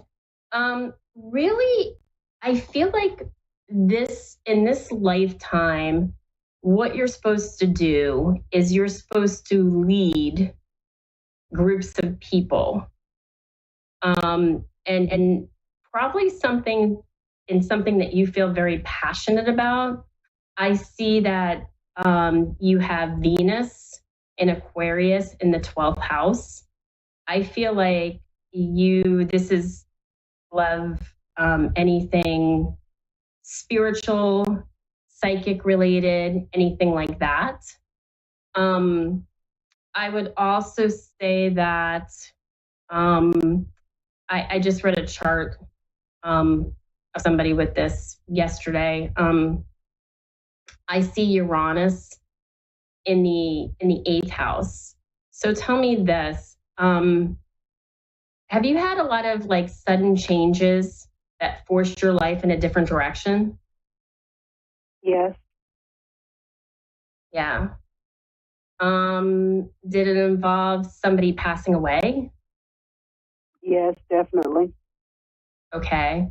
And the reason why I say that is because you have Pluto right there, Pluto in the 8th house, and that sometimes with Pluto in the 8th house in Virgo, that could indicate that it was a significant death to you, and somebody could have been very sick, or something happened where they suddenly got sick and it just happened so quick. I don't know if that's absolutely correct. Oh, it is? Yeah. Yeah. Yeah. Yeah. And again, back to that Uranus, the awakener stuff, it's like, wow, I didn't see that coming. I feel like you would be a really good leader to groups of people, to finding like kind of your own tribe, whatever that is, and you would be a really good support system. You have a big heart, and you can help people in a way that can really change their lives if you choose to do that. I feel like that you have Chiron. If I look at Chiron here, Chiron being in the 2nd house in Aries, that it's funny. You have Chiron there, you have Mercury there in the 2nd house, and you have the Sun. So that indicates to me that something with your self-worth or something with money has to be resolved and overcome. I don't know if that means something to you as well. Yeah. Yeah, because I feel like that you like material things. You like things. But there's almost this self-worth issue. Do I deserve these things? Should I spend this money? There's kind of like there's something that's holding you back on those things, yeah, that's pretty much what I see. Do you have any questions or anything that? No, that was pretty spot on right there. It really was. It really was. Okay. Well, like I said, if you ever want to go further, please contact me at mmastrovibes.com and we can go even deeper. I will. Okay. All right, thank you. Thank you, Anissa. Okay. Do I have Michelle on the phone? Hi, how are you, Melissa? How are you doing, Michelle? I'm good. Yeah. So I don't know if you just heard the last caller, but just wanted to kind of brief you. I'm an evolutionary vibrational astrologer. I really look at the soul purpose of why somebody's here, understanding the wounds through Chiron, and that's pretty much how I read my charts. So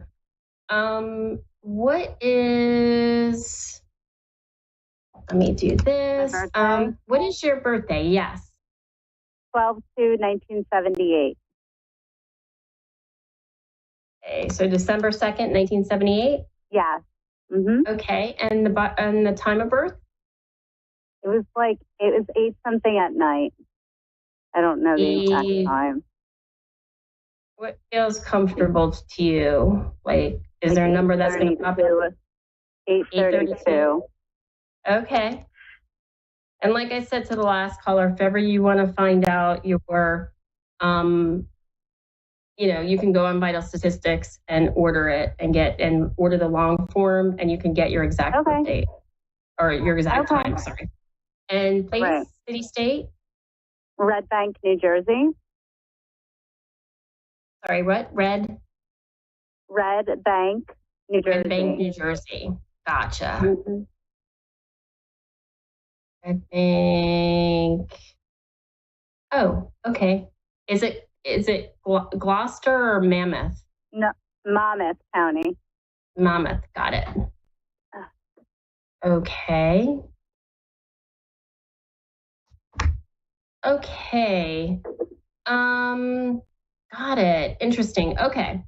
So when I look at your chart, you're a south node in Pisces in the 8th house. So that's the energy that you're coming from. And your north node is in Virgo in the 2nd house. So immediately I would say to you that you came here to put a business plan together and to build something. Does that resonate with you? That's like, that just comes right out of me. Build something, business plan. I'm in the middle of writing my book, my memoir, and I'm presenting it in Paris next March. Awesome. And it's about my life, and I'm a therapist, so it's a life of resilience and trauma and recovery, and going to help a lot of people. Absolutely. That's what you're referring to? You have, so interesting enough, you have in your 3rd house, which is house of communication, writing, it's ruled by Libra. So you're able to understand both sides of the stories of everything. Probably an excellent psychologist. You have Pluto there. So you're able to go down really, really deep. Really, really deep. Like on a different level. Yeah, soul deep. I'm also a medium, so I get to see it all. You get to see it all. And you have a tremendous amount of creative talent. You're so creative. You can see the big picture on everything. You have a stellium of planets, which are 3 or more planets in the same sign in your 5th house, which 5th house is creativity. It's the creative spirit in you, and Sol in Sagittarius. So that tells me that you just immediately understand the big picture probably even when you're reading people, Oh yeah. I would say, so the thing that I see here and it's Chiron is the wounded healer. If you know the backstory of Chiron. Yeah, Chiron is half man, half centaur in Greek mythology. Your Chiron is in Taurus in the 10th house. I would say with your career, take some risks and don't be afraid. Don't be like, well, take risks. I don't know. Don't be afraid. Yeah, that's what I'm doing. I'm speaking in Manhattan tomorrow for the first time on stage and in presenting mental. Yeah, it's a big deal. It's my first big conference. I'm so nervous. I speak at 5:25 tomorrow night. You're going to do fabulous. You're going to do fabulous. Your ascendant is in Leo. Not right now. Wait, sorry. My son is like being nosy and he wants to be prayed for. Oh, Not right now, no. I understand. Sorry, go ahead. I understand. No, I think you're going to be fabulous. Your ascendance in Leo, once you get on stage and you feel it in your heart, in your soul, you're going to it's almost like you're going to be channeled and you're going to be like, oh my gosh, I'm doing this. I know it's leading up to that. And believe me, I look at your chart and I have all the same house rulers as you do. So I know what you're going through. But once you get up there, it's going to be absolutely amazing. And you're going to say, oh my gosh. And the great thing for you is you have Jupiter in the first house in your natal chart. So I feel like you're an optimist, you know? It's like, yeah, you're going to be nervous, but it's just because you have that passion and drive to get out there and to do this. You know? So the only thing that stops all of us is ourselves and our ability to, and I think too, sometimes because you have Saturn in the second house, it's like that self-worth, okay, can feel restricted sometimes. Like, I know I can do it, but can I do it, right?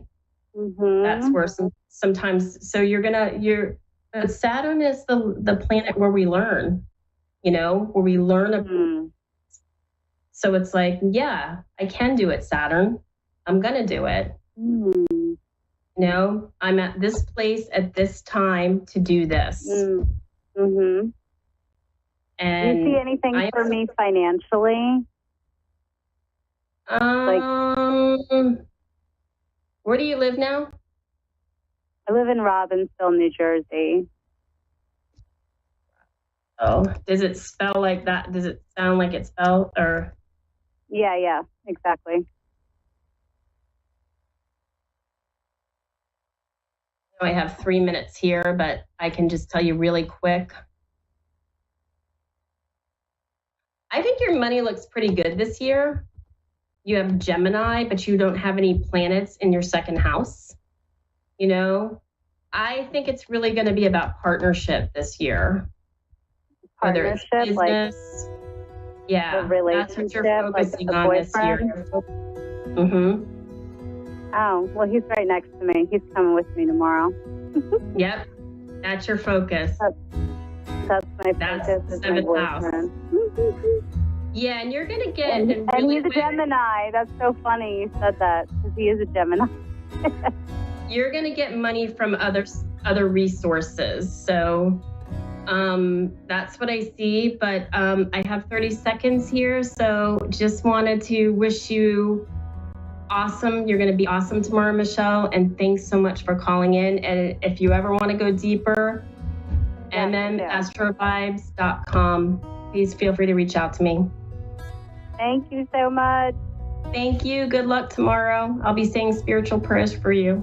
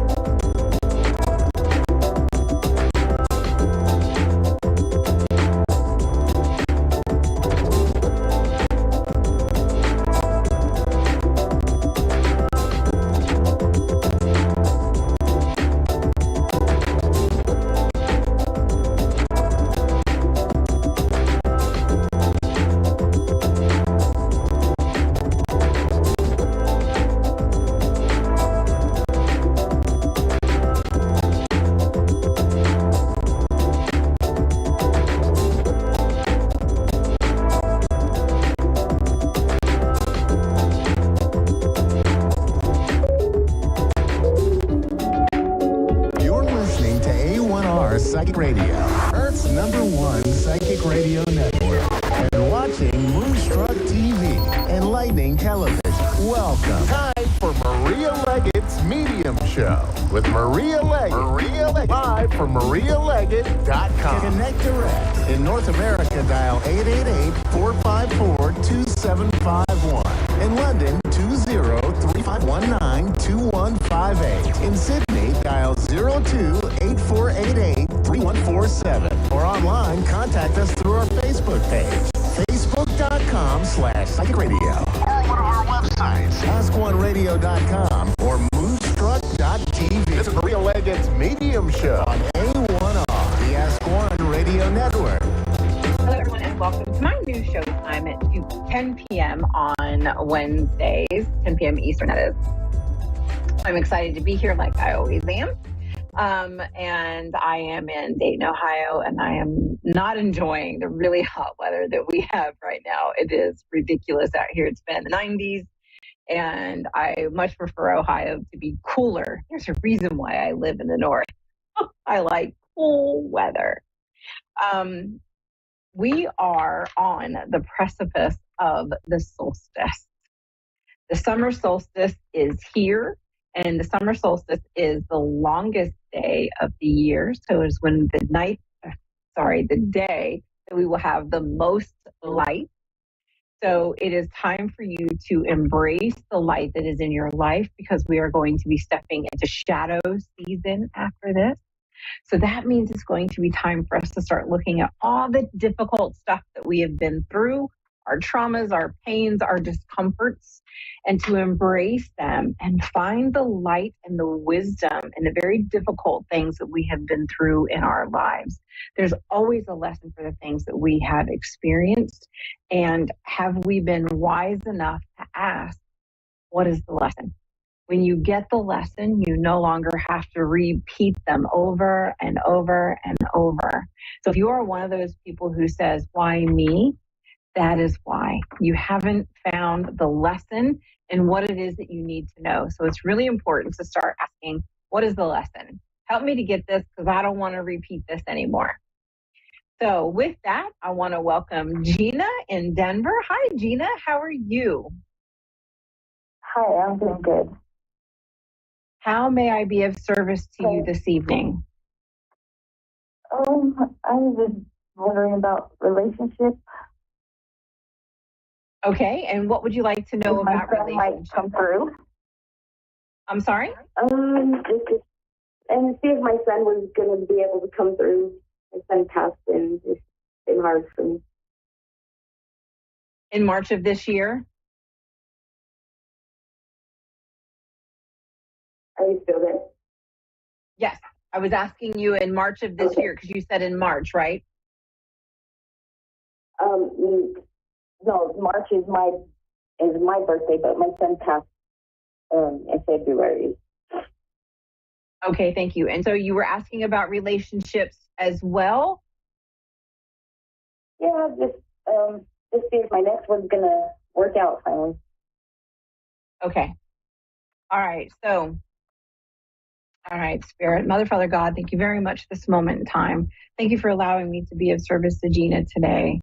As we open the door to communication with the great I Am presence, we know that all words spoken will be with your wisdom, truth, love, and understanding in the highest. In this moment, we ask for the veil to be lifted, and any crossed over loved one, ancestor, spirit, guide, spirit, animal. So please come through with messages for Gina in her highest good. Amen. Just as any mother would be, the Spirit is showing it to me as though there is a feeling of being lost, and I don't understand, and I don't know why things had to happen the way that they did, and I'm just trying to make sense of everything. Does that make sense?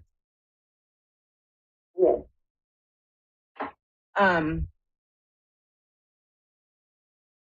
And I don't know how you understand this, but I'm being drawn right into my heart and something not working the way that it needs to. So I don't know if that's what he passed from, but I'm being taken right into the center of my chest and things not functioning in the way that they are supposed to.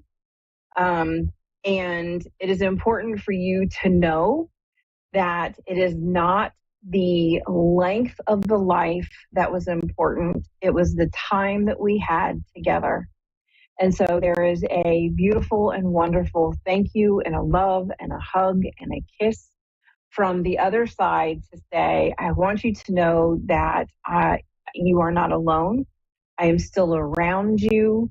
And they show themselves to me as a cherub, as though they would, a little cherub that would fly around you to let you know that you are not alone. And I am getting a feeling of like little butterfly kisses all around my face. So very tender, very gentle kisses so that you know that you are not alone, that he is still coming around to visit you.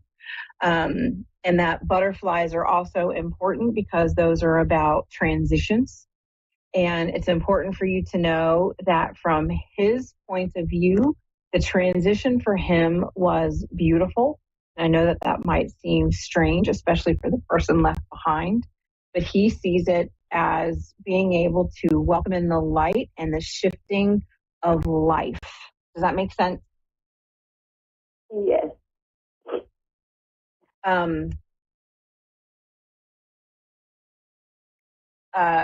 What I am being asked to say is we did the best that we could with the time that we had. Does that make sense? Yes.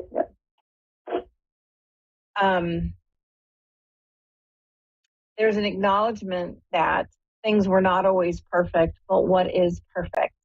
And so it's important for you not to dwell on what you could have done differently, how you could have done things. And he's asking for you to come to a place of acceptance and love, knowing that he is in a very happy place. He is doing very, very well. And he also wants the same for you. He does not want you to feel like life is always going to be difficult. Life is always going to be unfair. Because he shows it to me as though you've been through a lot of things in your life where you feel like life can be really unfair. Does that make sense? Yes, it does.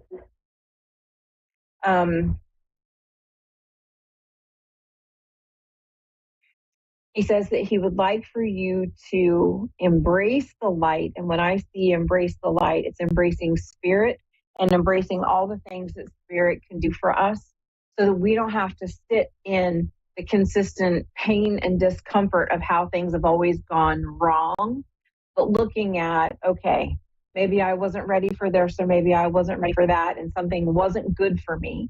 And now I need to accept.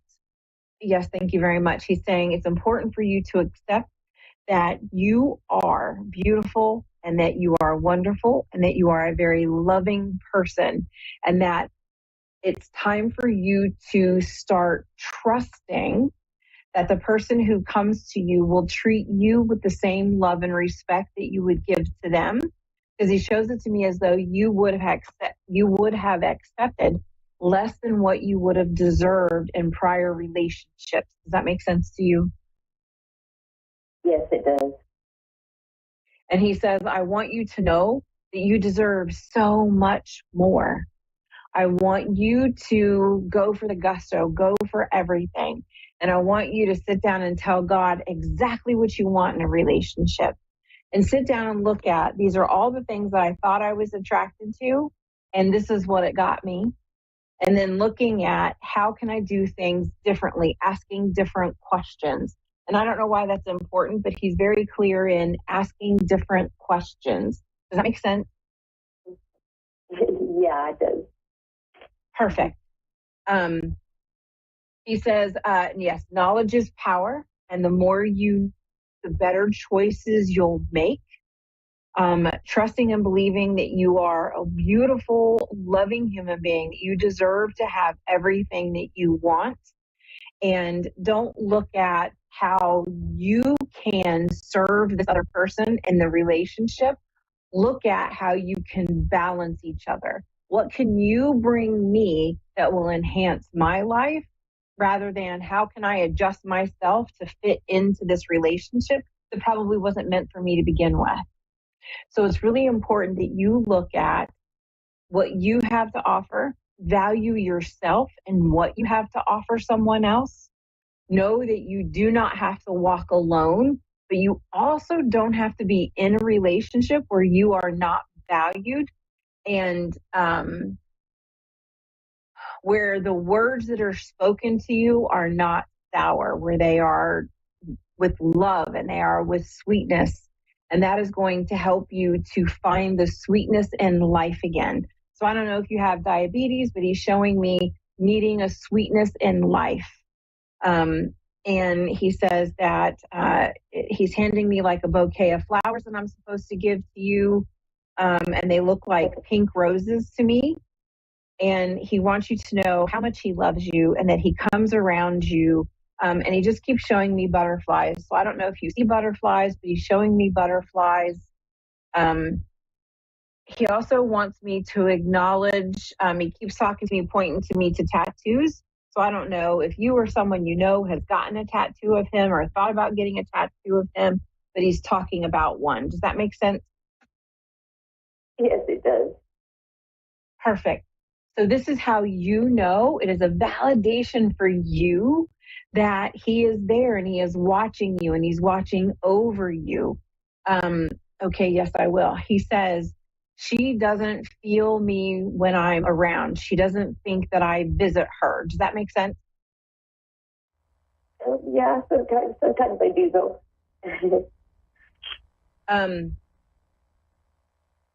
He says he's talking to me about your dreams. So I don't know if you've seen him in dreams, but if you have, those are called visitations. And he's talking to me about being able to give you that last hug so that you know how much he loves you. He says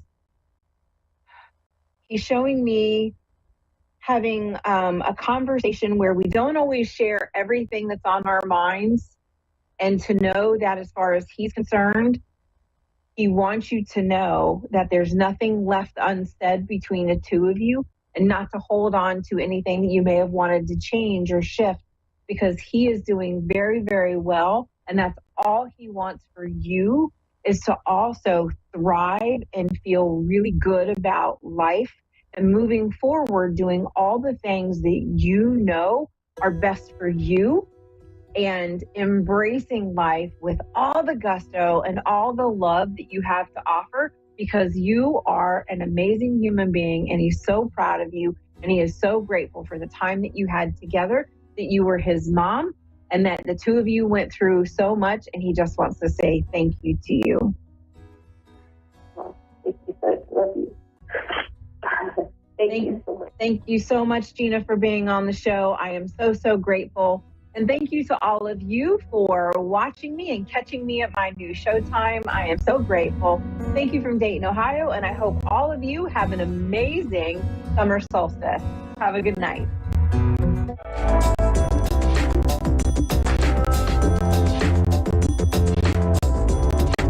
You're listening to A1R Psychic Radio, Earth's #1 psychic radio network, and watching Moonstruck TV and Lightning Television.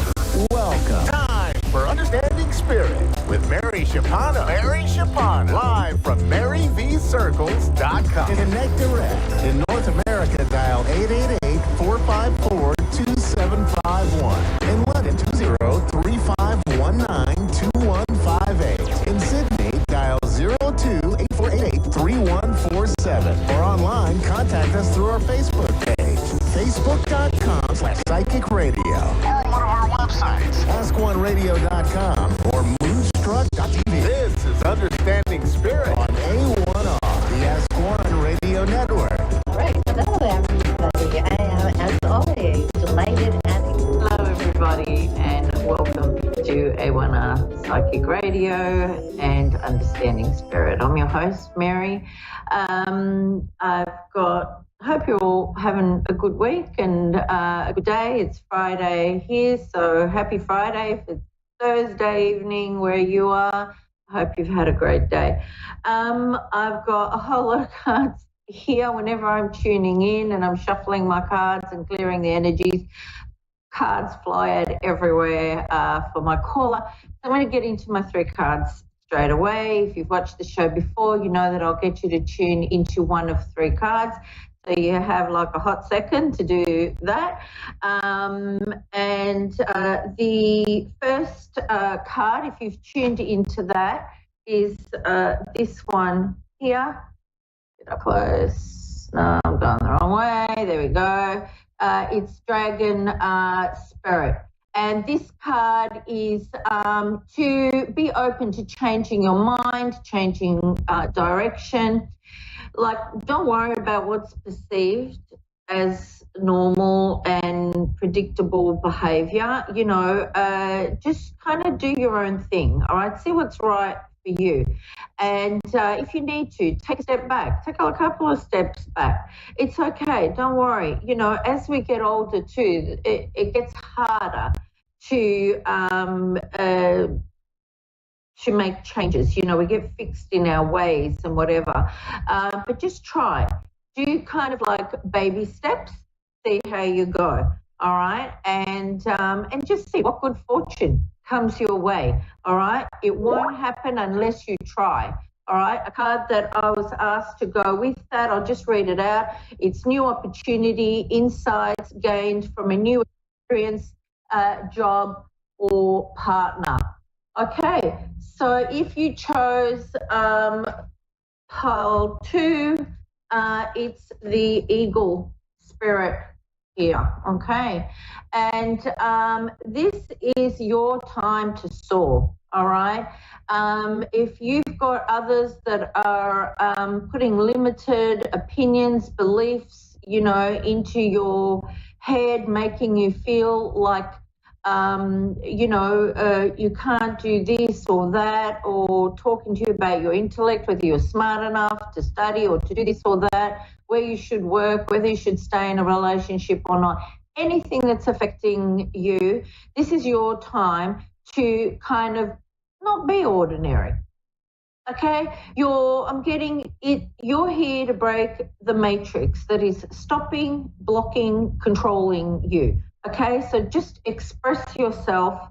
Don't hold back. When we're expressing ourselves to people, we always want to do that respectfully. Okay, but this is also expressing yourself as to what you want and what you want to manifest, and don't allow others to trap you into their limited beliefs. All right, this was the card that came that I was asked to draw with it, and it's manifestation, law of attractions, thoughts become things. Okay, so you are what you think, basically. That's kind of a bit of a thing that's going around. You will see and hear that spoken of many times. I'm not saying anything that's breaking new ground here. All right, so you know, if we limit ourselves, that's how we stay. All right, if you pick the third card, it is this one. It's Aspen Spirit. And this is to have the courage to overcome any obstacles that are in your life, okay? So kind of get ready to step forward, right? And do it with courage, with grace, with ease. And don't worry about how it's all going to unfold. I feel like you're going to be very well protected around this. And also, even with this card, in Celtic tradition, I'm going to try to put up closer and still stay in frame. No, I'm doing nothing good. Okay, you'll see the trees that are around this tower, this community, all right? And the aspen trees were used to make shields for soldiers, for protection, and that's the energy around this card and the energy that is coming around you. So get whatever you want to do, get help from like-minded people, family, friends, your community, all right? You have support around you, you have protection around you, and it's also to shelter your soul from fears, okay? The card that I drew for this is self-limiting beliefs. It's that one there. Negative thoughts are creating a roadblock in your life. These second cards that I've been reading out to you, they're from a deck that is for your future higher self. So it's like saying almost in, you know, from the future, looking back, like this is how you're going to see yourself, all right, in a negative way if you don't do these things. Okay. Now get to my caller. Is it Alta? Yes, ma'am. Have I pronounced your name properly? I'm sorry? Have I pronounced your name properly? I'm sorry. Let me turn the volume up here so I can hear you better. Okay. Now can you say again? I'm so sorry. No, that's okay. I was just asking, did I pronounce your name properly? Oh, yes. Yes, you did. Yes, thank you. It's Alta. Yes. Oh, Alta. All right, beautiful. All right, Alta, how can I help you today? I would like to get a generic reading, see what's going on with me and what might be coming down the road or anything. Okay, all right, let me see. I do have some cards that had fallen out, like I said before, when I was shuffling, so I will go to them as well and see if any of those are also for you. I do have a spirit here as well that I can see if you know who that is also. As I'm shuffling here and I'm looking at the cards too, Alta, have you had some, you know, a kind of deceit, people lying around you, kind of cheating, a bit of trickery around you in your life? Yes. Okay. You have had your gut feeling all along around these people, and I'm being told to tell you that there will be justice around those people. All right, so don't overthink them. Don't give them too much energy. The little karma bus is coming for them. Okay. Wow. So if you've been thinking, you know, like they've done this and this, you know, like when do these people get to experience what I'm going through? It will come. Okay. But we don't need to worry about that. Spirit takes care of all these things for us. Our job is to just shine our light and be our beautiful selves and just keep moving. Okay. I'm also seeing some changes around you regarding money, and you need to kind of like seize the moment. I'm getting with that. Does that make any sense to you? Yes, a lot. Okay. All right, good. So I don't know if this is like somebody's been generous with you, or whether you need to show some generosity around what you've received to help somebody else. And that would be in, you know, as in whatever resonates with you, okay, whatever the situation is. But that's up to you if you feel that that's called for. Does that make sense for you? Yes. Yes, it does. Thank you. All right, beautiful. All right, the other thing that I'm also getting with you is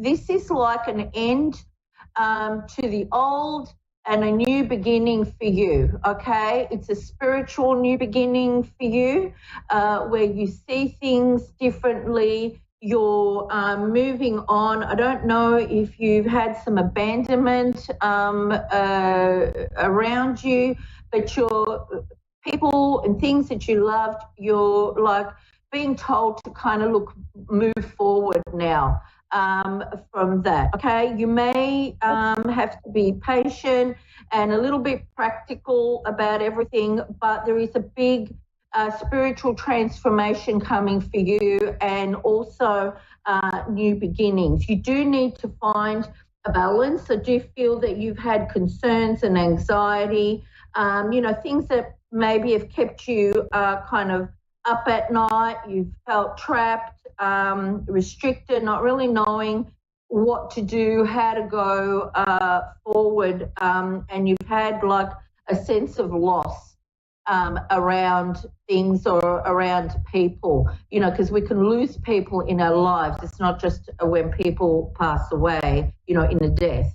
And I just feel like we've got to find a balance. I feel like everything's kind of like come crashing down around you. Does that make sense for you?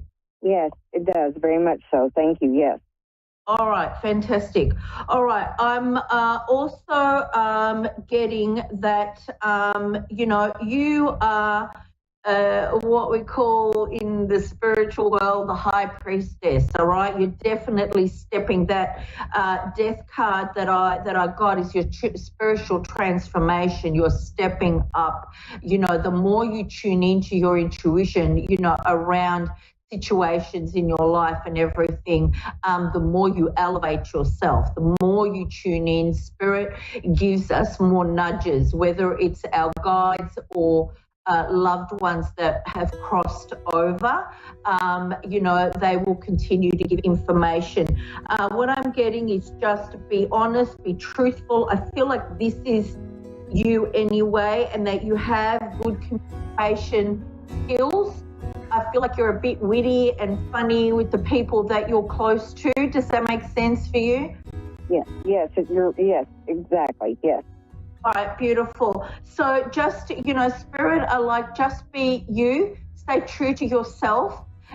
There is a woman here with long dark hair, and she's showing me silver rimmed glasses, and she's showing me that she's writing. So I don't know if this is a friend or a relative, but she's sending you a lot of love and support, and she's following you and she's assisting you at this time. So she's like, just keep moving forward, get out of the old and keep going forward. Does that make sense? Okay. Yes, I love it. I'm writing everything down here. Thank you. You're right on the money with everything. Okay. Well, she's giving you a lot of love, and she's saying, I love you, I love you, I love you. So I don't know if it's something you used to say. Oh, okay. Thank you. You're very welcome. Enjoy everything the rest of your day. Okay? Bye-bye. Thank you very much. Happy 4th. Thank you. Bye-bye. No worries, Elsa. Bye-bye.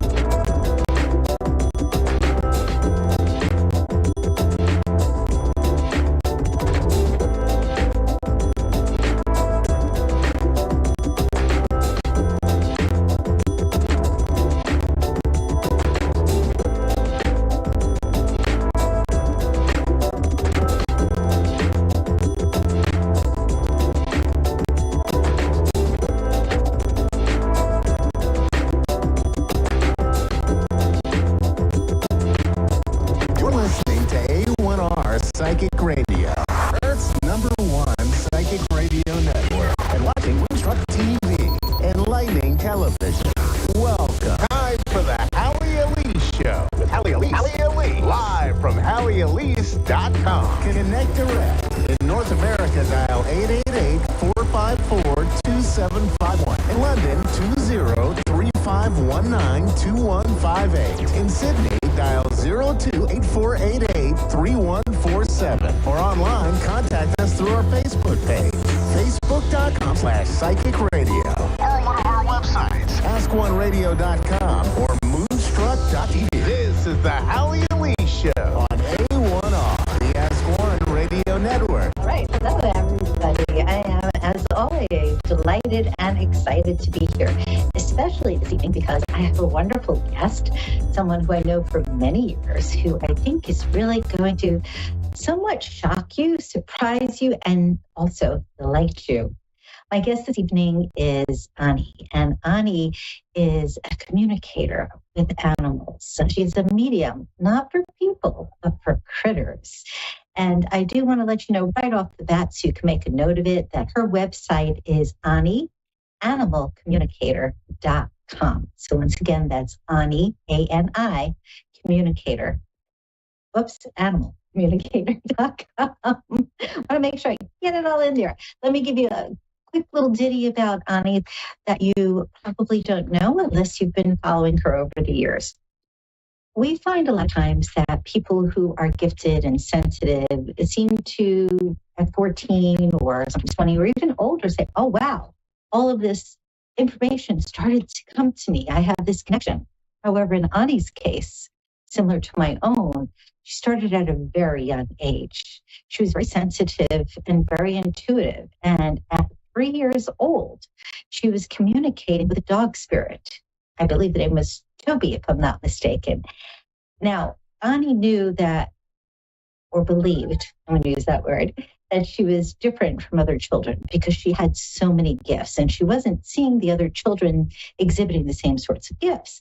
So she was very protective of her gifts. And also sometimes with that type of responsibility, being able to connect to the divine, being able to connect with animals that are alive as well as no longer with us, it brings a little bit of overwhelm with it.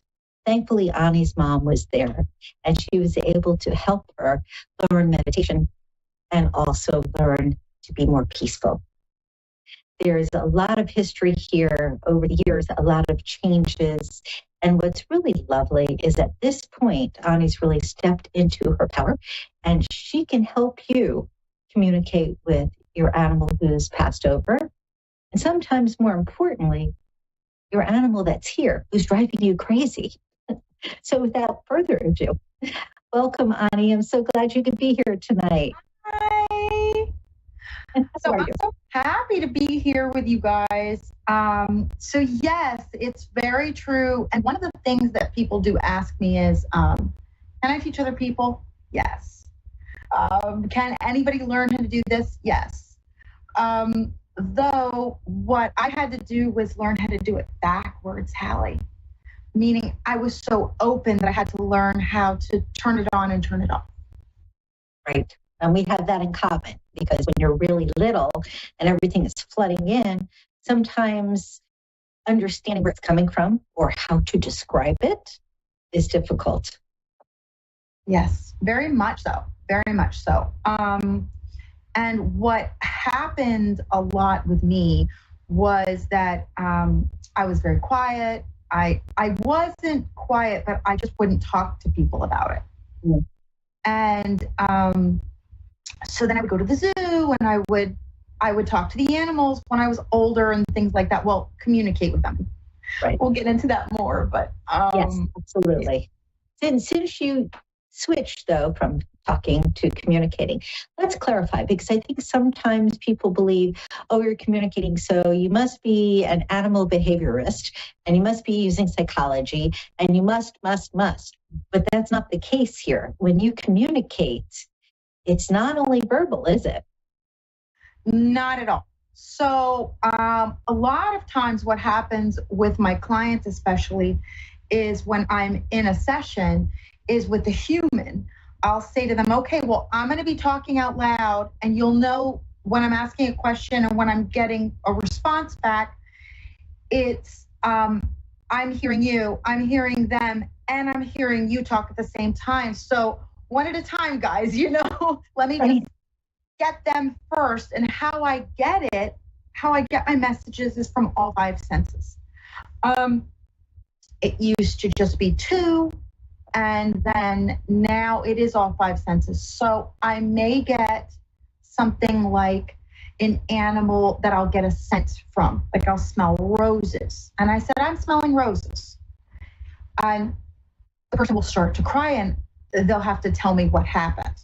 Right. So, or I'm hearing, a lot of the times I could hear their voice, Hallie, and it gives me a sense of their personality from their voice. Maybe it sounds like they're like a heavy smoker. And someone's going to sound like they're really loud like this. Raspy, and they talk raspy dog or horse. Right. And I'm like, wow, okay, they sound really raspy. And the person starts to laugh. And I realize it is part of their personality. Right. But not all of them come in that way. So it tells me about their personality of how they communicate. That clarifies things. Which is fantastic, because a lot of people kind of take for granted that when we are communicating, whether it's mediumship for a person or mediumship for an animal, or it's just clairvoyance, that the senses are used. It's not just that extrasensory perception. It's a matter of it being cumulative. As you said, you started with 2 senses and then it was 5 senses. And I had something similar in the sense of, speaking of senses, when I was 18, I didn't know anything about handwriting analysis, and yet I was busy working and happened to look down at a piece of paper. Next thing I know, I'm talking to this person in front of me whose eyes are getting bigger and bigger and bigger.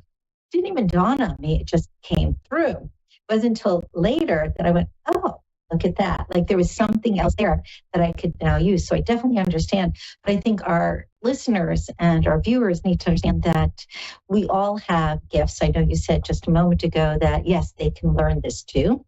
However, we all sense in a different way, and not everybody uses all senses at the same time. Thank you for saying that. Absolutely. And what I've told people before, when I have taught a class or what have you, is that please, whatever you're getting, just go with it. Yes. No, but I don't know if I can. Right. You have to go with it, because it really is, the second guessing is what gets in your way. So literally when I get messages from an animal, I'm just bam, bam, bam, bam, bam, bam, bam, bam, bam.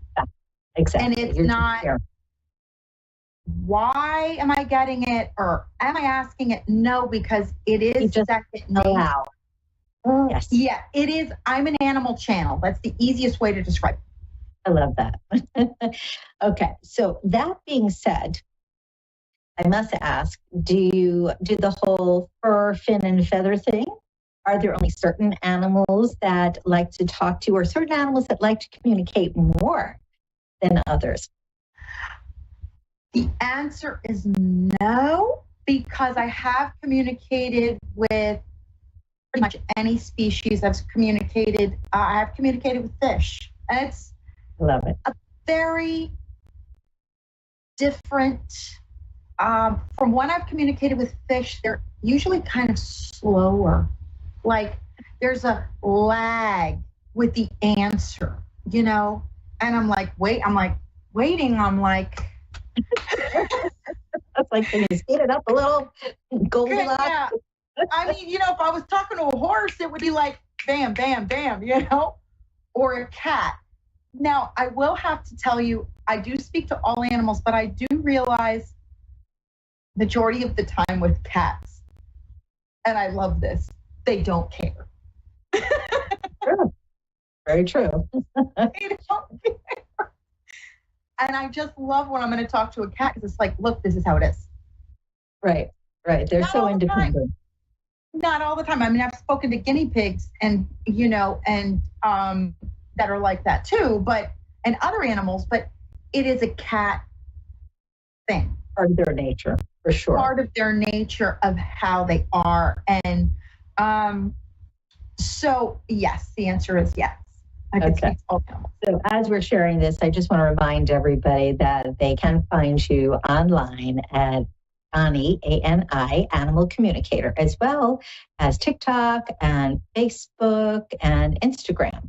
So after the show, you can run right out and make sure that you connect with Ani.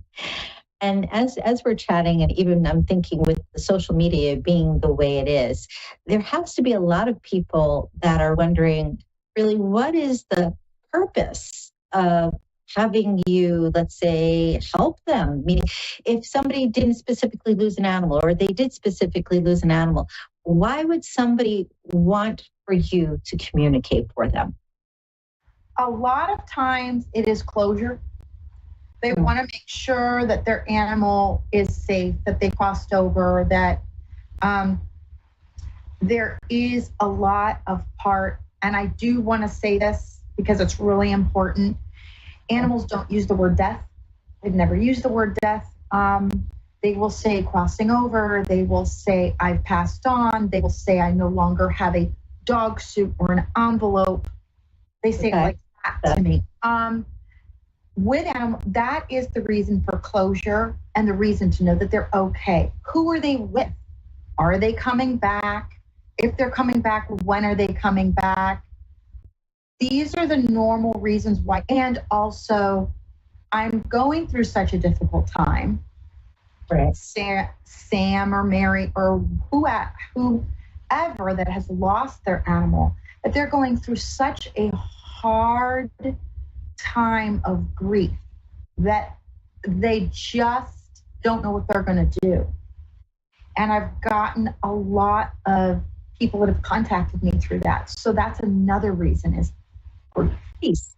You help them have closure.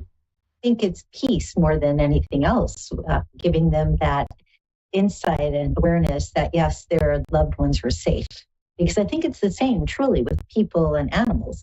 When you love someone, it doesn't matter if it's a dog or cat or a person, you want to know that if they passed on, that they're well, that they're safe, that things are good. Yes. So what about those who, let's say, like me, has a wolf dog who, God bless, he's only 30% wolf, but he is wolfy in so many ways. And people keep saying to me, when's he going to grow out of that? Do you have folks that have an animal who has a behavior or a certain personality that they want more insight on? Absolutely. Now that is different than an animal behaviorist. An animal behaviorist you would go to, as you know, big difference is the animal behaviorist you would go to, and it's like, oh, well, I need the psychology behind this. Right. I'm going to tell you why they're doing what they're doing from their aspect, what they feel about it, and help in the situation of where can we compromise? What can we do to make the situation better? I love that. And that is understanding. Just understanding the situation of why they're doing what they're doing. It may be medical. And a lot of times true. Very true. That's another reason why a person would contact me. There's a medical situation, the animal is very ill, or the animal is transitioning to cross over, and they want to know if the animal is ready and what type of assistance they would like. And animals that have had let's say you just adopted them, you want to know their background. How can you help them with a trauma? I do something very special that's called angelic soul retrieval for that. Very nice. And for those who are unaware of what soul retrieval is, it means that there's something traumatic that has happened. And again, whether it's a person or an animal, something that an animal or being has experienced that makes them feel as if a part of them is missing. And dealing with soul retrieval helps them feel whole again. And so there might have been stressors before that once they have the soul retrieval taken care of, the stressors aren't there anymore. It reminds me really of doing a past life regression where somebody might say, I'm curious. And yet when they have the regression, all of a sudden they're like, oh my gosh, now I understand whatever it is that was troubling them, and it no longer troubles them. I'm glad that you did bring that up. That helps a lot. And I actually have people ask me, and animals do answer that. Have we been in a past life together? And what type of body do we have? And what type of relationship do we have? So, and those are really interesting. I like those a lot. That would be a lot of fun, I would think. You have a little tiny mouse now, but he was a big cat in another life, and you hunted together. That's kind of a cool thing. Yes, and I have had animals who have told me that they were human once. A lot of them, not all of them, but a lot of them don't want to come back as a human. I don't really blame them, actually. Right, me neither. Okay, tell me the most interesting or funniest or memorable moment that you've had since you've been working with animals. So one, was a lady that reached out to me, and she says, I need to know if my dog is ready to cross over. So I started to talk to him. The most incredible enlightened being I have ever scoped. Wow. He informed me that he was a Zen master. I mean, I thought, I didn't even know how to tell this lady. Like, I was like, okay, how do I say this? Like, I can't make this up. I mean. Right. So he was obviously there to teach her, to help her, more than just a companion. Yes. Come to find out, she was Buddhist. Oh, I love it. Yes. She was Buddhist, and her whole family, that's how she was raised. I didn't know. How would I know? They don't tell me anything, by the way. I only have a picture and a name, so I know nothing before reading. Number one. And number two, he started to share things, and she's like, oh, well, that makes sense. He's a Zen master because the way that he is. And I was like, okay, cool. All right, cool. And then the next one was this cat in Brooklyn that they asked me, well, what does so-and-so cat think of Molly or Mary? I forget her name, whatever it was, Mary, my sister-in-law. And she says, well, she has the most annoying voice. And all I heard in my head was, knock, knock, knock, knock, knock, knock, knock. She's very nasal, and I don't like it. It annoys me. It hurts my ears. Sure. Come to find out, she goes, I can't stand her voice. The cat is telling me. Right, right. The cat has gone over when they're having FaceTime on the phone and turned with a paw, push the stop the call. I love it. That's awesome. So I was cracking up, roaring, and I'm like, well, there you go. That was letting you know the best way it could that Molly or whatever the person's name was, it's not for them. Love it. Do you find that there are common questions that people ask before they hire you to help them? So before, when a client hires me, then they're able to book on my website. When they go to my website, they click, they book, they decide what they want.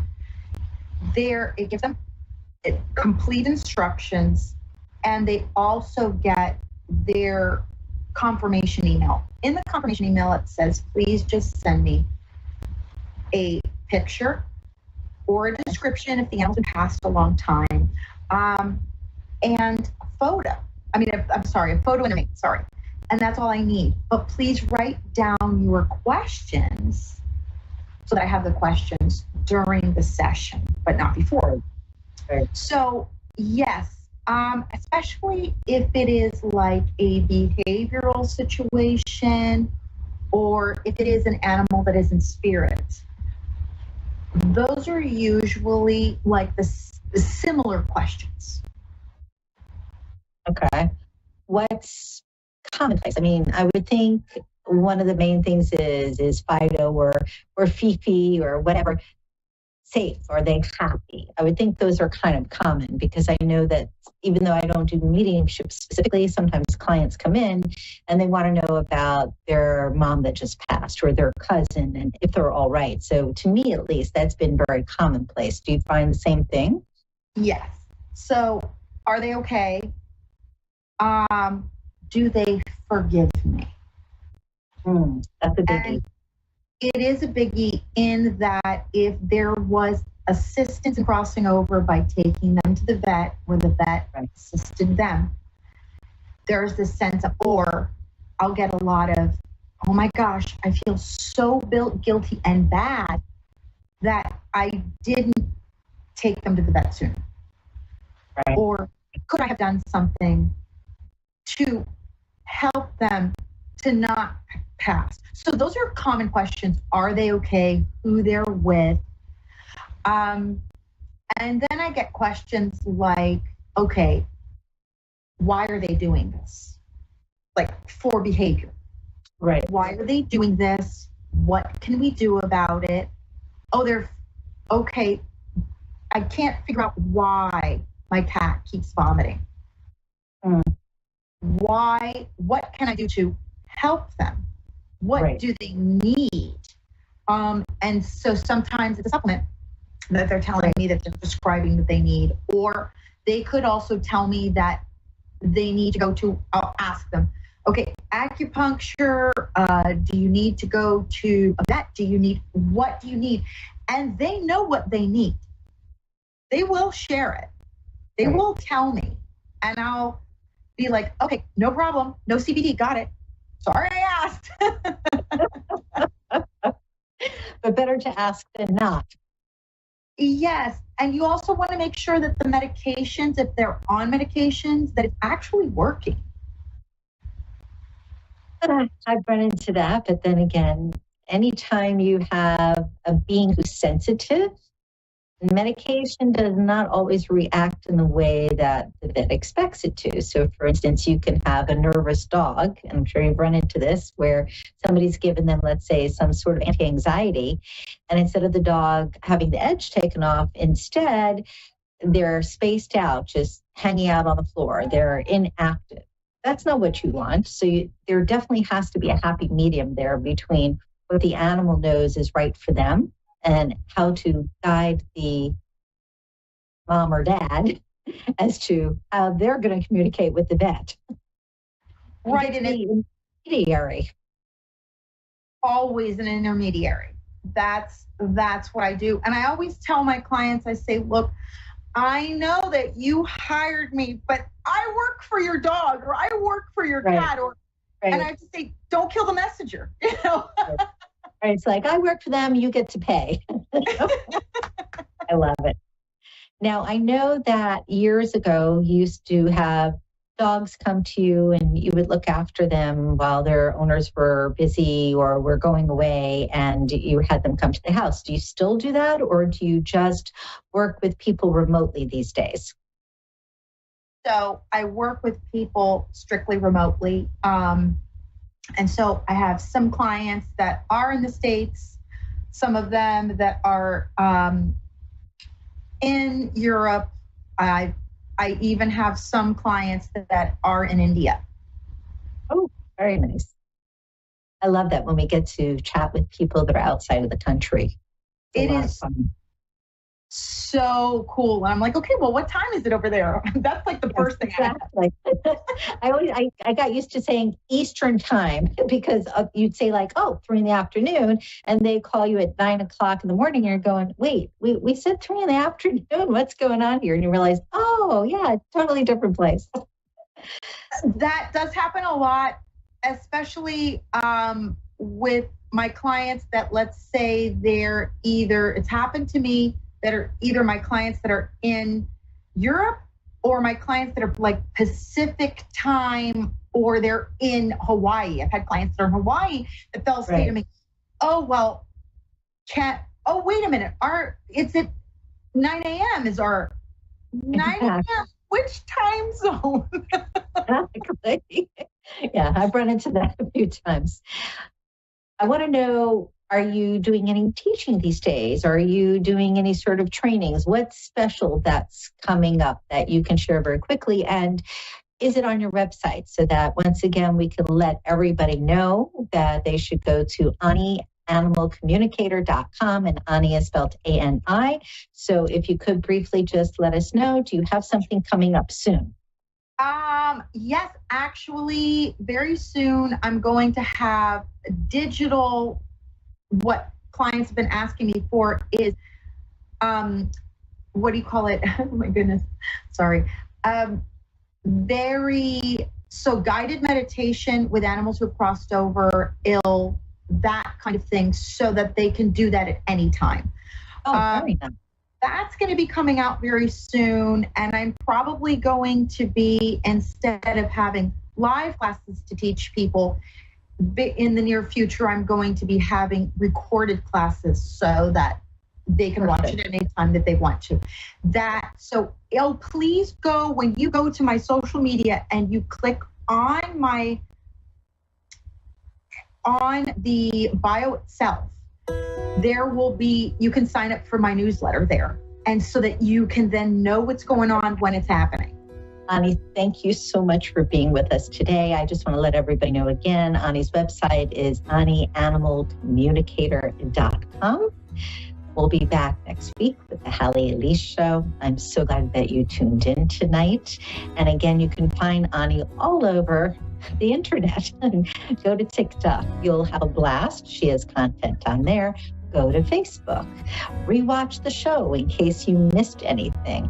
And again, remember that Ani is here to help you with your animals that are here in this world with you, as well as those loved ones who have passed. Again, I'm so glad you could be on this evening. Thank you so much.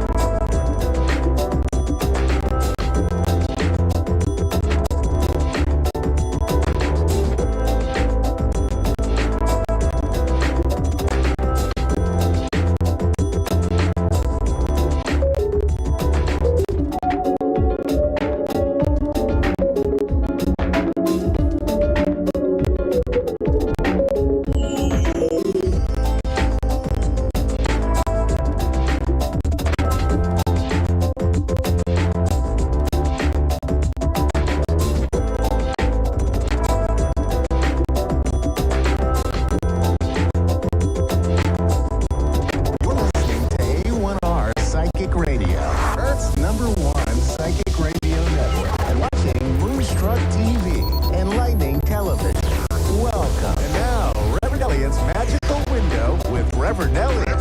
Live from magic-works.com. Connect direct. In North America, dial 888-454-2751. In London, 20-351-92158. In Sydney, dial 02-8488-3147. Or online, contact us through our Facebook page, facebook.com/psychic radio. Or one of our websites, askoneradio.com. Elliott's Magical Window on A1R, the S1 Radio Network. We are coming together for the first time in 2 weeks. For this first time, the second time in 2 weeks. I was on last week, and I'm on again this week. And you see, that's good. That's good. That helps out. Because I haven't done 2 consecutive shows since like February. So I'm glad to be here with you, and I'm shuffling up the cards, and we're going to get going. I was just, all those helicopters outside the window were really annoying because of that construction accident you may have seen in the news down where you are. It was such a big accident that it hit the national news because it was potentially deadly. Nobody got killed, much to the disappointment of the news crews who were circling around with helicopters like it was the beginning of Apocalypse Now. And it was just a horrible way to get the day started, but I managed to get a little sleep. And here I am with you. And we're ready to go. We're ready to look at the tarot cards. We're ready to see what's going on behind the magical window. We look through the magical window, actually. It's behind the curtain, the veil, the magical veil. Let's see, what do we got here? Let's see. We have, I want to pull a card out because a lot of bizarre stuff is happening in the country. I wanted to pull a card out to see what we could do that would show the aura around the nation. Okay, that's good. It's the 10 of Cups. That's happiness and joy. So things are going to be okay. See, now, remember that, because like I told you about the news industry many times, their whole job is to depress you. Their whole job is to scare you and depress you. That's how they get viewers. That's what they do. They frighten you. And you can see all that at work constantly. But the card that I got here is a card of happiness and joy and a good solid home, which is saying don't let outsiders, meaning people who are paid to do this, hurt you. Don't let them do that because they have a vested interest in it. I spent an awful lot of time among news people. I worked with them. I've worked for them. I've worked around them. I used to go to bars where they went. I know them. And let me tell you something. They're not your friends. I mean, seriously, they're not. They want to come on smiley and happy and all, but they're not the friends of the people, let's put it that way, because their whole job is to scare you. Now, remember, there was a time when people in the news business wanted to get stories and become famous reporters like Woodward and Bernstein. But now people are just interested in getting ahead in the news business, which means getting higher ratings than anybody else and getting the next big job. And that takes a lot of scheming and planning and, then the next thing you know, you're fired. Look at all the people being fired from certain cable networks. More than one cable network is just giving people the axe because that's the way it goes. If they're not doing the job that they're meant to do, which is scare the bejabbers out of you, then forget it. Whenever I see people who are really in a state of anxiety and fear, and it's because of something that's going on in the world, I try to talk to them and say that this is not normal. For instance, take this crane that exploded and led to all these helicopters flying around all day in front of my window. That's not normal. But they were doing it in case something cataclysmic happened. I mean, cataclysmic beyond a 30-story crane, construction crane blowing up, and the arm falling off and smashing into a building next to it. That wasn't cataclysmic enough. So they had to wait around to see if it went nuclear. I don't know what the heck they wanted.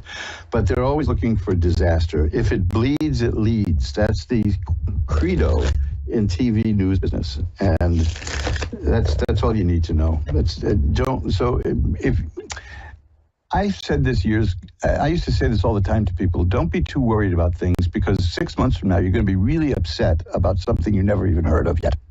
And that's how they work. They just keep people in a state of agony. I would hope that you could take a look at this book that I talk about constantly. And I'm always mailing out copies of it. It's called Unmasking Fear. Take a look at that at Amazon or take a look at that at mojoacademy.org. Unmasking Fear. Okay? This is a book that's old. And it was right on the money. It was actually It was written before the invention of mass media, 1919. Now, why is a book from 1919 relevant in 2023? I explained that in the introduction I wrote to the new volume of it. I wrote 2 introductions, actually. So, and explain why it's relevant today. But I'll give you a secret as to why it's relevant. Anybody who's a fan of history and a real student of history knows people do not change. Society doesn't change. We're always the same. We may have different machines, but we're the same. This is why, I knew a woman who was like maybe in her 70s, and she always greeted every new cataclysm with a wry smile. When she passed away, we found out that she was like 95. Yeah.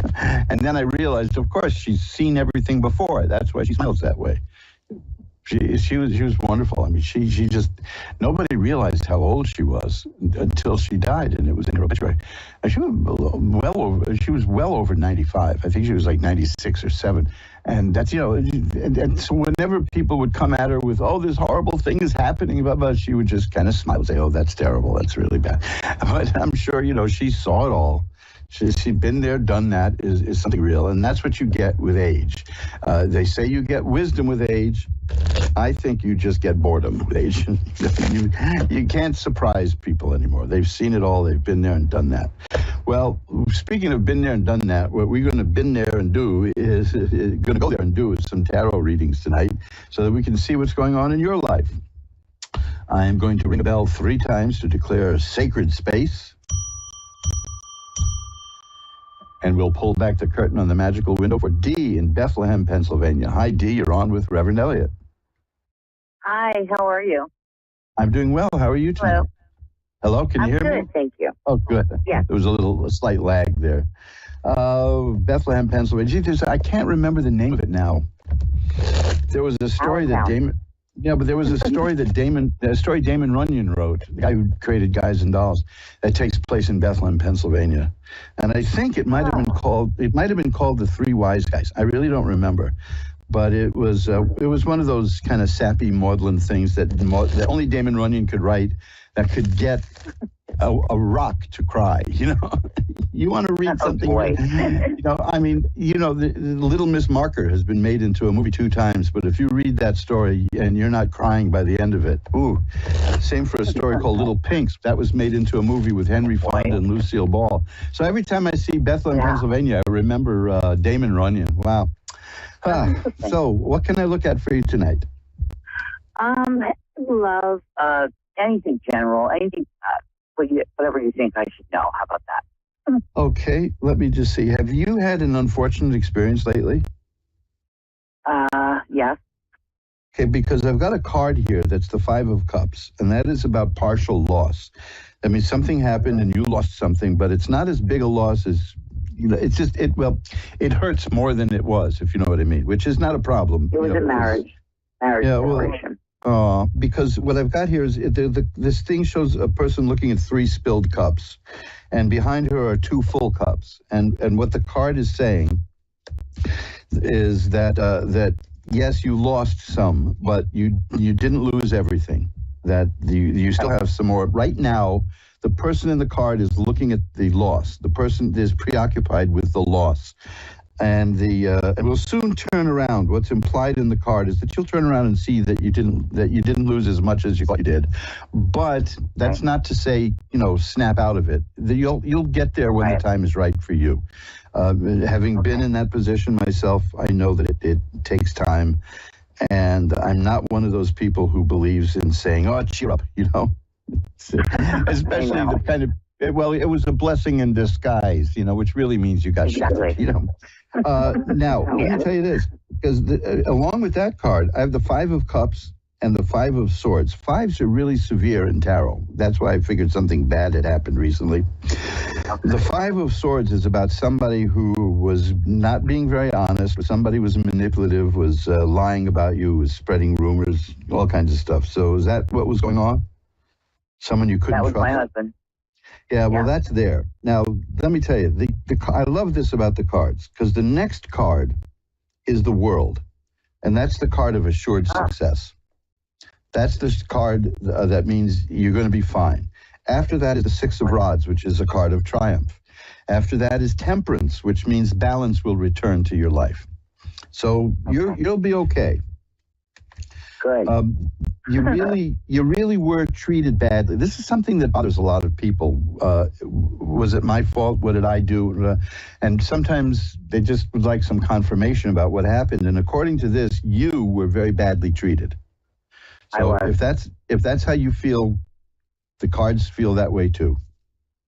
Yeah. Now. Yeah. Well, it was. Yeah.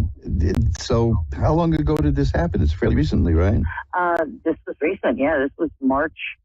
Oh, yeah. The end of March. Yeah, that's pretty recent, and it's stressful and it's painful, and but the main thing is these cards show that you're gonna come out of this fine, and your balance will be restored in your life. And in fact, there's an indication here. Look, here's the Sun, which is a card of health and growth and happiness and joy. Now, after that is the Knight of Cups, and cups are emotions generally relating to love, and that means that romance will be coming into your life again. Wonderful.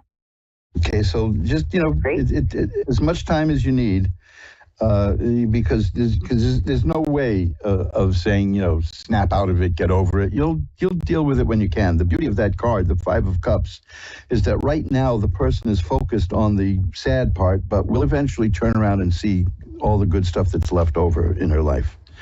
So you'll get there bit by bit, and these cards show a very happy, I don't want to say ending, because this is why I never say to people, did you hear I always say, did you hear my most recent show? I never say, did you hear my last show? Because then I get the feeling that I'm gonna die. It's my last show. Right.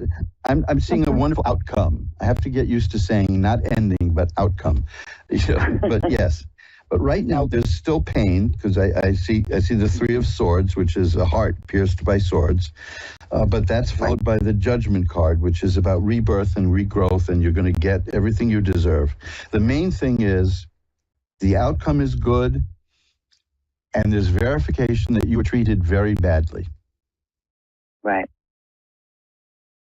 Because I know there comes a point when people start saying, what did I do wrong?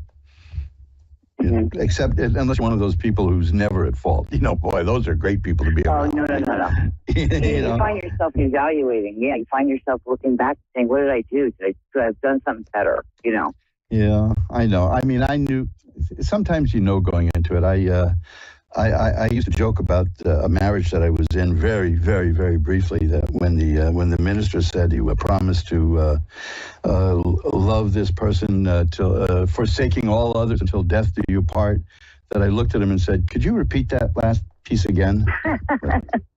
But I mean, I've known people who never should have gotten married, who got married, and of course it didn't work out. I mean, I'm talking about people who were not speaking to each other on their when they were married, and they thought that maybe the marriage would help them grow together, which of course it didn't.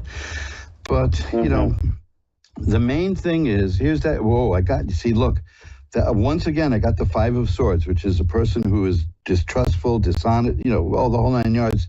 But next to that, I got the card of the Devil. Now, the interesting thing about the Devil card is the Devil can be a very attractive person. The Devil can be a very compelling person, and you can get things around a person like that, but they use you and discard you, and they treat you terribly, and the Devil card is a big warning. So it's the old line, you're better off. That's interesting that came up, because he called me tonight and wants to get back together. and that's ridiculous. So you hit it on the head. You nailed it. Really much. That's the kind of thing. I mean, I do see like, here's the Lover's card. Now, the Lover's card is fascinating in that movies have led people to believe that the Lover card means that there's a romance coming. The Lover's card actually means that you're going to be facing a choice between generally the sacred and the profane. But you are facing a choice, and you'll make that choice. That and you'll do well with it. The Empress is a card here that represents you. The Empress is a person who can make things happen, make things grow, who is very imaginative and creative, and the implication is fertility, but not necessarily in a reproductive kind of way. It's the Ace of Cups too. That reinforces good times are coming back to you. So this is really This is relatively new. So hang in there. And see what happens. But all the cards are good for you. All of them are excellent for you. Okay. My pleasure. Thank you so very much. I will light a candle for you, a white candle, to send positive energy your way. Now let's shuffle up the cards. You're listening to Reverend Elliot's Magical Window, the sporadic show that is finally on 2 weeks in a row. And I'm looking forward to more.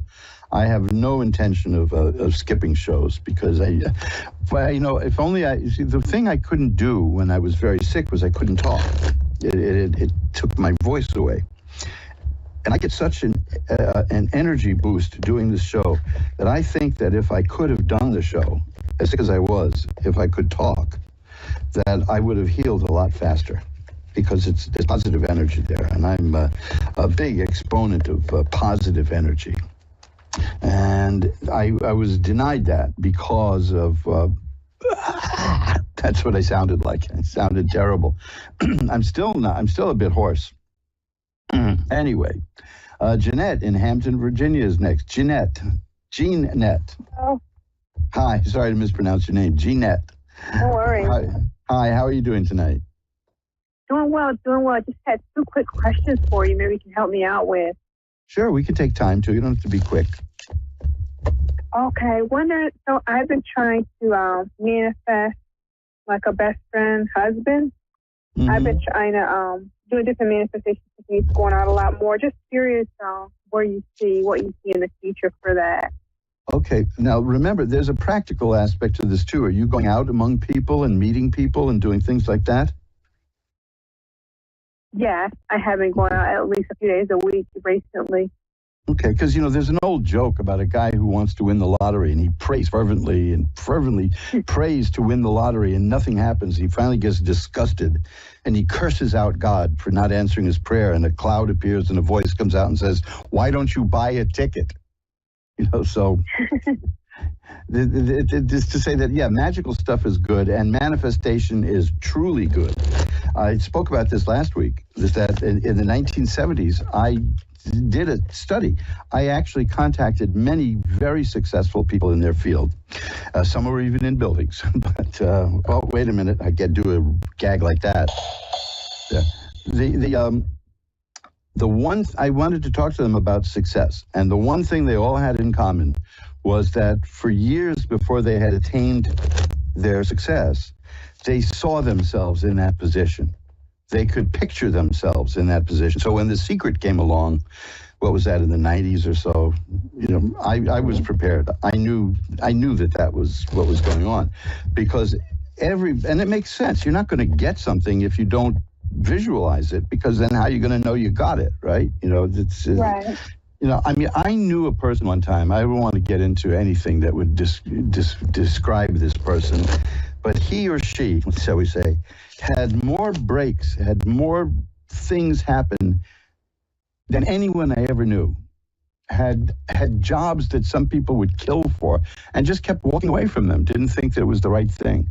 It was flabbergasting to me that this person had so many career options and just spit on all of them with disdain. And then years later, as an older person, wondered why nothing ever happened in life. So, the thing is to visualize it and to know it when it's there, and then to go out and see about getting it. So let's see what the cards show for you. How's that? About romance, right? Sounds good. Yes, thank you. Okay. Well, the first card I've got is the Star. That's a card of hope and optimism, so that's good. That's very good. The next card I have is the Ten of Cups. That means it's that's a happy home. That's a very, very, very good sign here because it involves family and living with someone and as a family unit. The Six of Swords is here. That's very good. The Six of Swords is about a person who gets from where she wants to be, gets from where she is to where she wants to be through her own efforts. So, yeah, that's there too. Now, here we go. The Two of Cups tells me that there's romance coming your way. The Two of Cups is a very good card for that. It means it's happening soon. Now, here's one of my favorite cards when this question arises. Notice that you're getting cups here. I've got 5 cards here. 3 of them are cups. So you asked about affairs of the heart, and this is what the cards are giving you. They're giving you cups. The Four of Cups is a person that tells me that there's somebody around you now who is interested in you, but hasn't shown it yet. So keep an eye out. See if there's somebody that you can spot around you. Because it shows a person looking at 3 cups who doesn't see that there's another hand coming out of a cloud offering another cup. So that generally means something that's there that you don't see yet. So, but it's not your fault. I don't think this person wants you to see it yet. But you may, if you're aware that that's happening, you may notice it. The 3 of Cups tells me, see again, cups. Boy, this is great. That the chances are pretty good that you're going to meet somebody through people you know. Okay. But these are all positive cards. These are all cards that have a good outcome and a good outlook. So I think you're on the right track for finding romance. Is there anything else? Okay. What else was there? Yeah, just wanted to see if there was any messages my spirit guide had for me, just in any subject. Messages. Okay, let's see what we've got.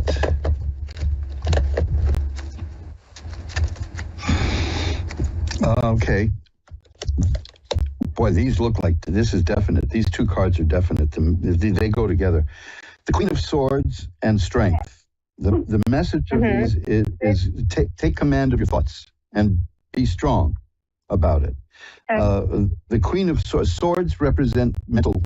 Sometimes it represents conflict, but you have to see that by the other cards around you. The Queen of Swords is somebody who's developing new ways of thinking, and it's starting to show. Your mind is expanding and it's growing. And Strength card shows that you need to be. I got another card here that you're going to love. But I'm telling you, this is a message because I got 4 cards here, and they're all major cards. There's only like 22 major cards in the deck here. So the Strength card shows that you've got the strength to do this. Now the Death card is here, and that's nothing to be afraid of. That means you're entering a new period of your life. One phase of your life is ending and another one is beginning. And we say that because there's a sunrise in that card. So it's not about predicting death, which cards don't generally do. If they do it, it's very clear. One of the reasons the cards don't do that is that that's what lies down the path for all of us anyway.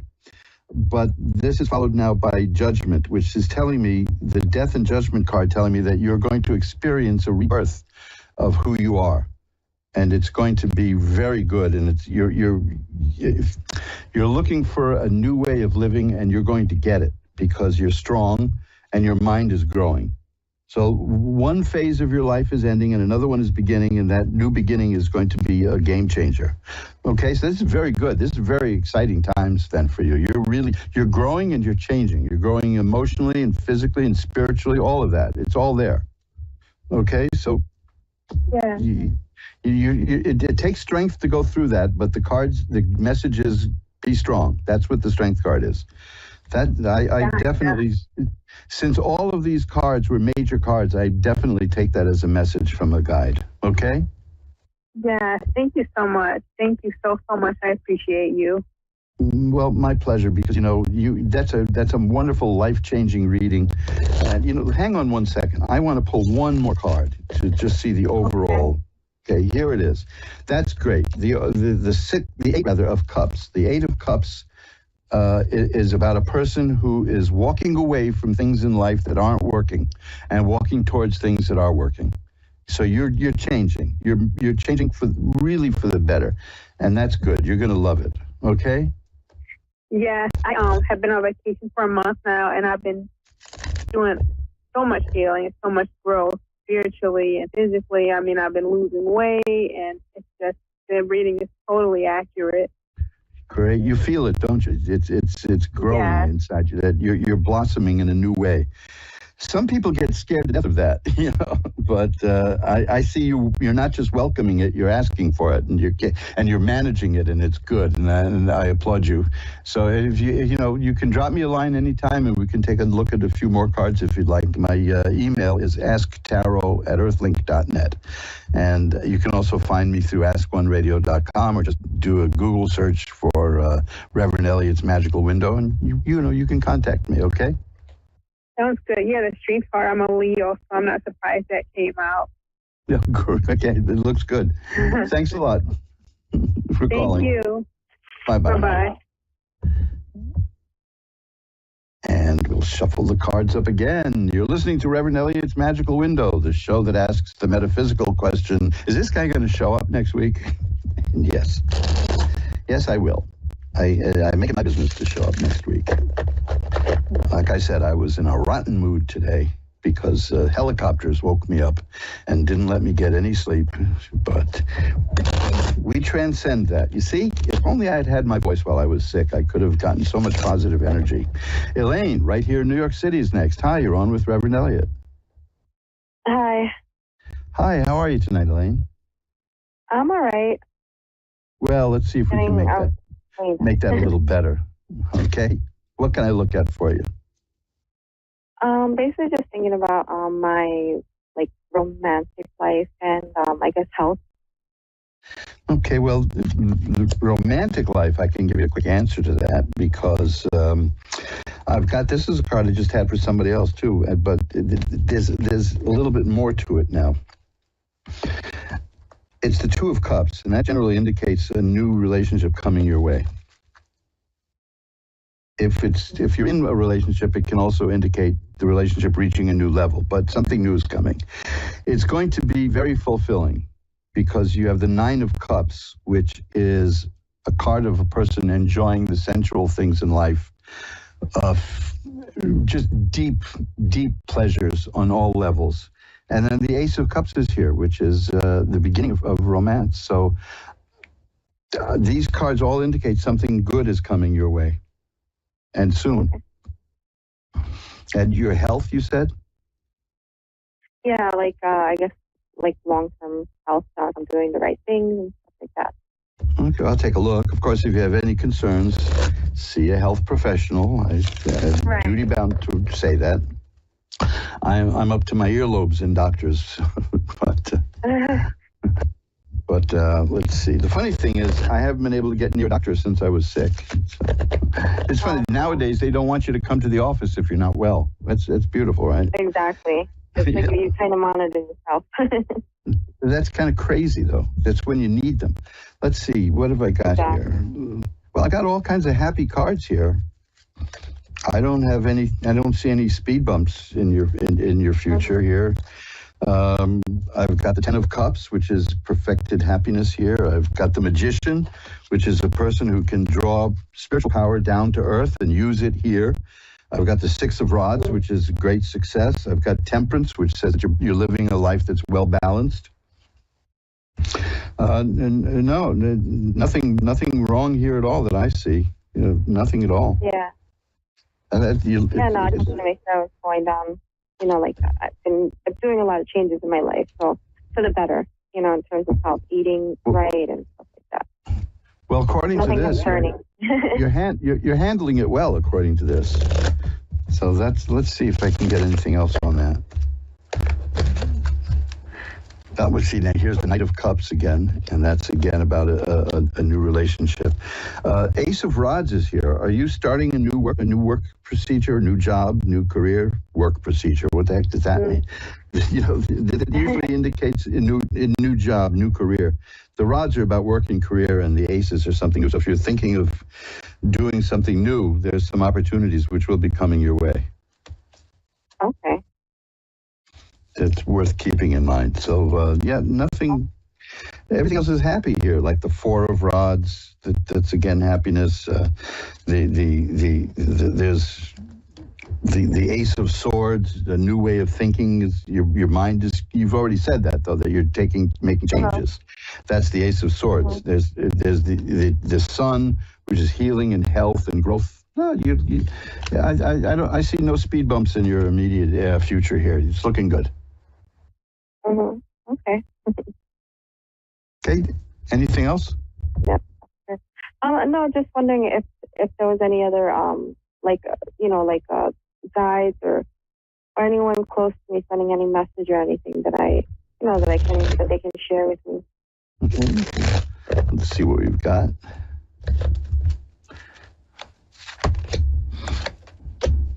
Once again, I'm getting major cards. Every time somebody asks me this, I just get major cards to them, so that's good. The World, which is a card that's assured success, so it's saying don't stress yourself, you're going to succeed.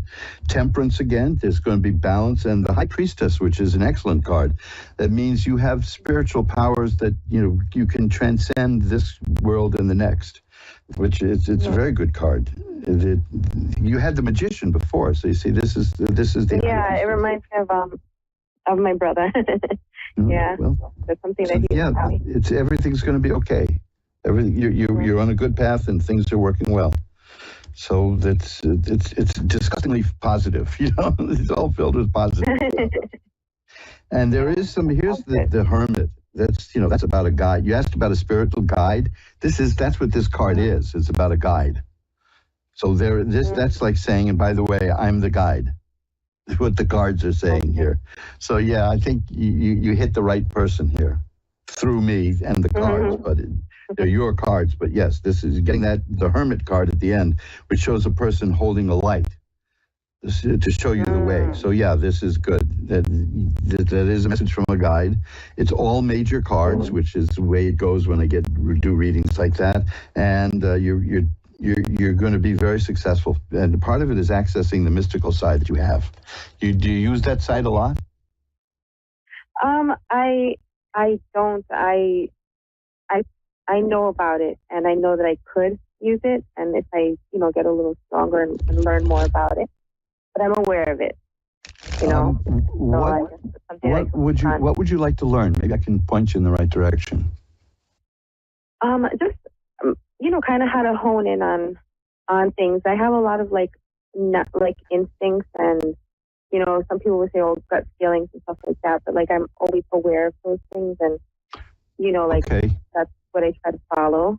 But that's a very good sign. And I tell you, the thing is, there's a book that I talk about a lot, because it's one of my favorite books ever. It's written in the 1930s.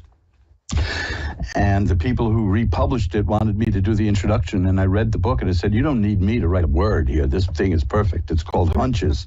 And that's what it's about. It's about the fact that so many people are intuitive and they have feelings and that things work out, but they don't know what to do with that or how to do it. And if you can find the book at mojoacademy.org or amazon.com if you want to go directly there. Mojoacademy.org will tell you how to get it for a little bit less. Amazon, it's charged a little bit more. But it's by Lloyd Kenyon Jones, who was a prolific writer of the 20s and 30s. And it's the best book I ever read on psychic abilities, which ones there are, how to recognize them, and how to develop them. This is something to keep in mind. Great. It's not, and I'm always hesitant to do this because I don't like to do a sales pitch, but it is definitely, I'm almost evangelical about this book because it's marvelous. It's called Hunches, and this is what you described it. The intuitiveness, the feelings. I mean, I've had the same thing happen to me over the years. I remember my wife was casting a film, and she found a guy who was just the right person to play the part. And when it was over, I said, he's not going to come back. You better prepare. I said, no, he's going to do it. He isn't going to do the part. I could just feel it. And so she got a backup ready, and he didn't show up. Sometimes we there's a thing, and it happens, and we get these vibes. Right. And the question is, how do you control that? Because you don't want that on all the time either. You want to be able to turn that off. It's like, you know, could you imagine? Or not just control it, but kind of like believe in yourself to understand those feelings. Yes, to kind of say, okay, to listen to not that be doubtful voice. of yourself. Right. Yeah, just because the world is so full of coincidences that it's unbelievable, and it's the world is smaller than we think, and I strongly, and for the people listening, if you think that if this resonates with you, what you're listening to now, if you've had these kind of feelings, and a lot of people do, and especially people who listen to this show because you're interested in this kind of stuff, check out the book Hunches. That's all I can say is that it's a wonderful, wonderful book that will help you develop these powers. It's got a dream book inside of it too. Those things fell out of favor years ago, but it tells what various dreams mean. So, but mostly it's about clairvoyance, clairaudience, hunches, that kind of thing. Okay. So check it out. I think you'll benefit from it. But you're doing well. You're on a good path. All right. Okay.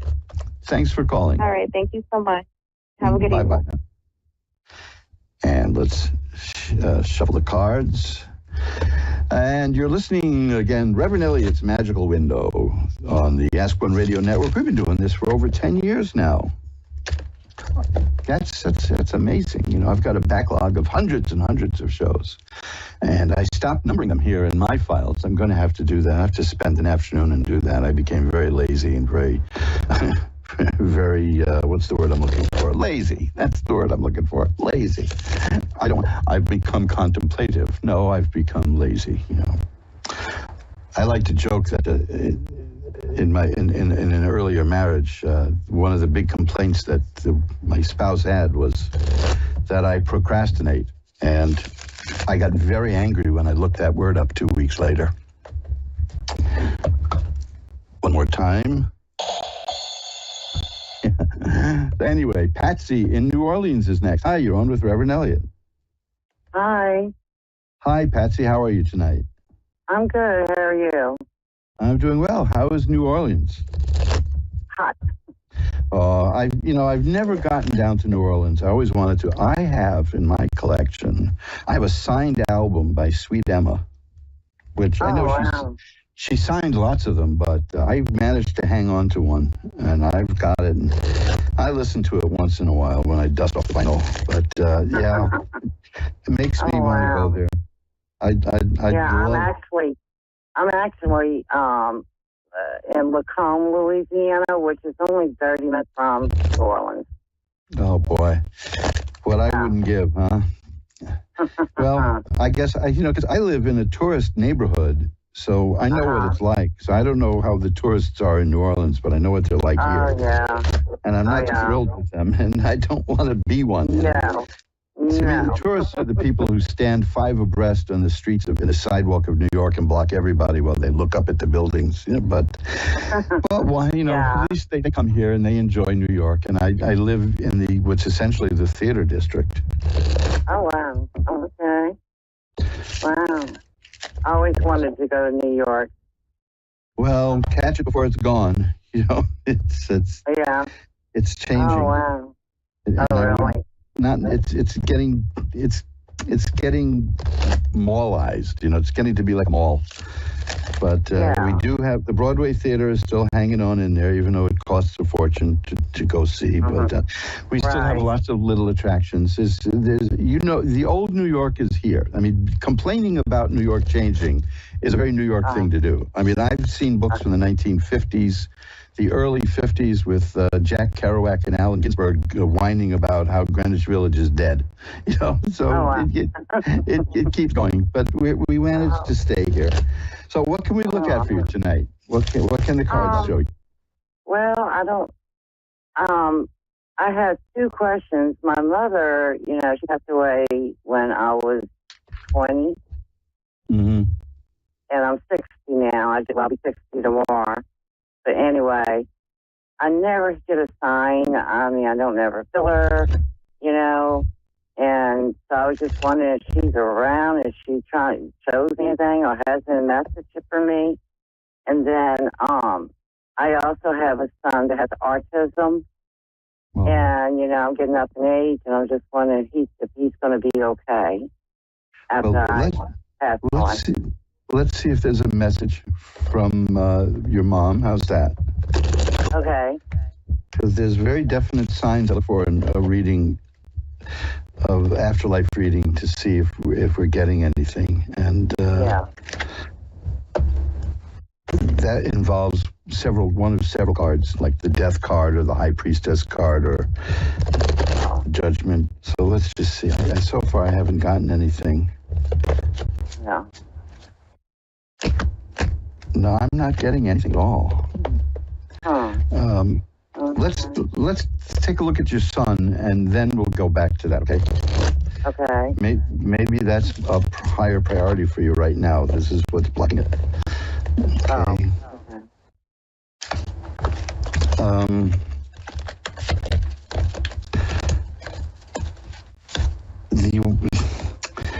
I'm seeing that there's provisions that you're making. That there will be. I'm getting cards of money. It's a sad situation. First of all, that's the Three of Swords, which is that a heart pierced with swords. Then I have the Six of Coins and the Four of Coins, and these indicate money. And then that's followed by the Sun, which is health and healing and happiness and growth. The World, which is a card of success, assured success. So that's telling me that the situation that he'll be taken care of. That there seems to be a fund, and there seems to be methods that'll come up that will help. Let's just see if we can get anything. And listen, let me tell you, this is not normal for me because I never have not had this work with an afterlife reading. But you did start by saying that you never hear anything and you never feel it, so let's see if we can do something. If I don't get anything now, you can contact me off the air. Okay. My email is asktaro@earthlink.net. You can find me through askoneradio.com. There's all kinds of ways to get me. And at no charge, I'll try it again. How's that? Okay. Because we might want to just discuss a few things in a more positive way and see if we can do it. Okay. But no, see, I'm not getting any of the cards that I usually get that indicate a past life reading at all. Okay. So if you can try another time with me or here, if you can get through, or just drop me an email and we'll arrange to do something that way. Okay. And no charge. Okay. I mean, this is not like sneaking a job out of you. This is we can do it by phone. The email is asktaro, ASKTAROT, one word, at earthlink.net. That's a nice old email. Oh, okay. Okay, I appreciate that. And we'll either do it by email or we'll do it over the phone, and I'll call, it won't cost you anything. And because this has never failed, but I have a feeling that you were not expecting anything, and that expectation is what's getting in the way. Okay? Yeah. So we'll take care of it if you want to, all right? Okay, I appreciate it. I hope to hear from you. Thank you. Take care. Bye. Thank you. Bye-bye now. And we'll shuffle up the cards. Jennifer in Minnesota is next. Hi, you're on with Reverend Elliott. Hi, how are you? I'm well. How are you tonight, Jennifer? I'm okay. Well, maybe we can make that better. What can I look at for you? I'm just kind of looking into, I'm having relationship problems. Mm-hmm. Where that's headed or what direction I should take. Okay, let's see. 99 times out of 100, people ask me that they know what they want to do. You know what I mean?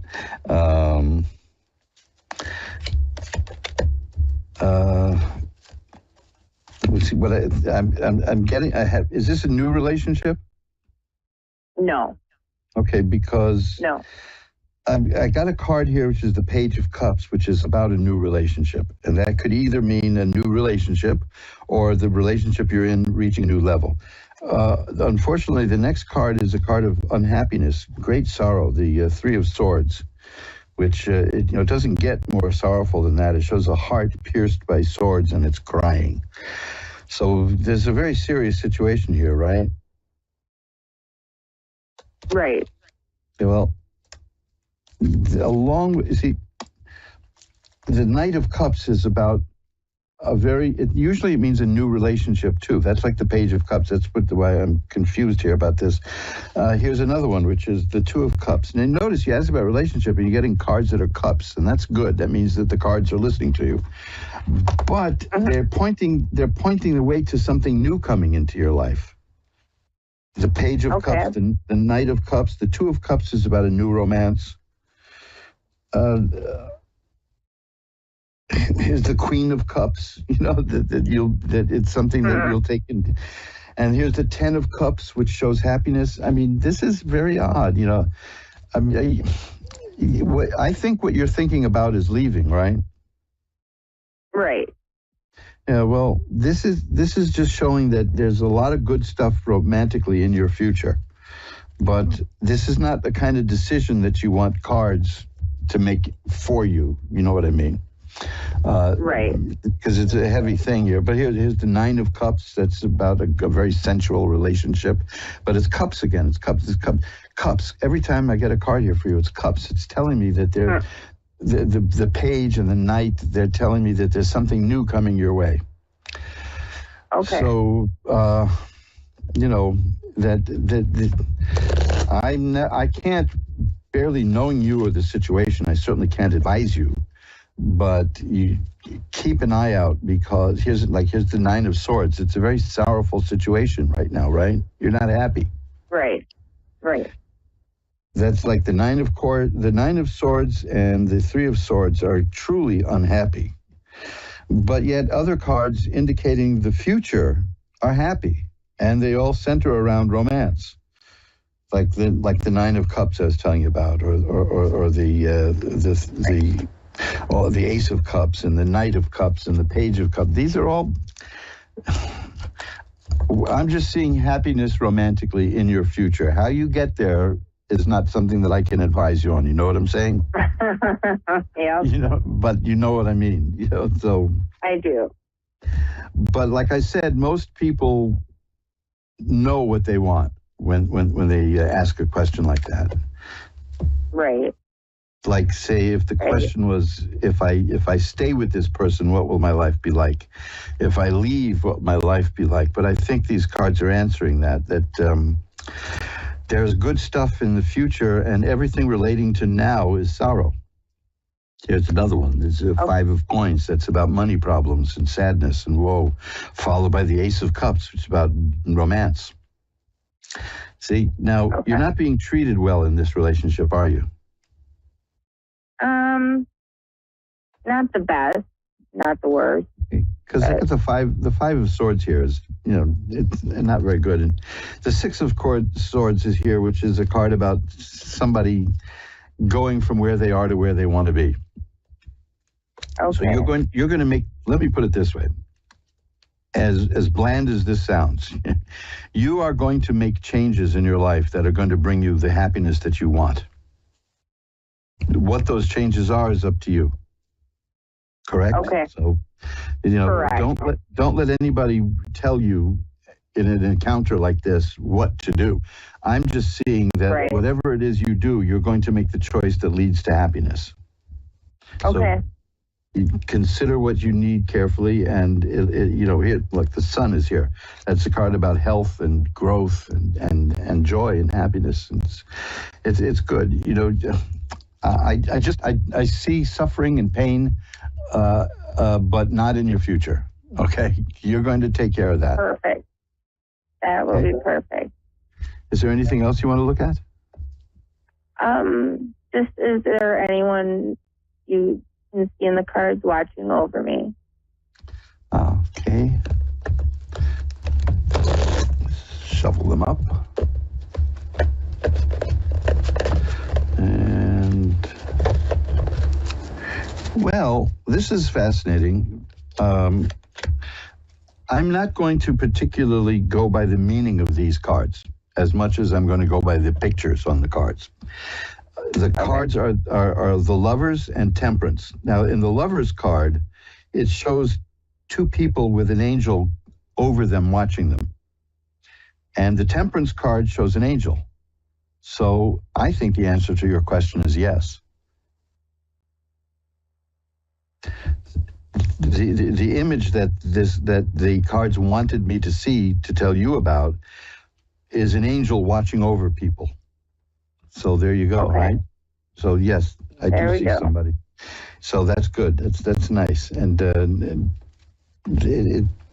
it can be a little creepy to think that there's somebody watching over you, but it can be comforting. It can also be comforting too, you know. So yeah. But I think that you asked the question because you could feel it, right? Right. Yeah. Well, you're a very intuitive person, and these two cards, to get two cards with an angel on them and one specific, here's another one. This is the Star, which is about hope and optimism, and it shows a bird.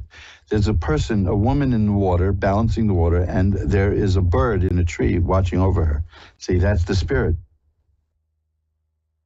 So that's two cards you got that have spirits watching over somebody. So that's the message, is yeah, you do have somebody watching over you. Okay? Sounds great. Okay. Well, thank you. Thank you for calling. And I will light a candle, and we'll send positive energy your way. How's that? Thank you so much. My pleasure. Bye-bye now. All right. Have a good night. Bye-bye. Thank you.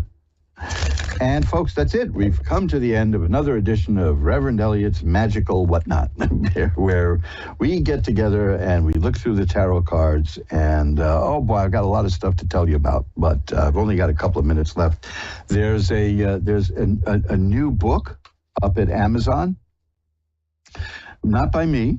It's a reissue of a book by Upton Sinclair with a foreword by Albert Einstein.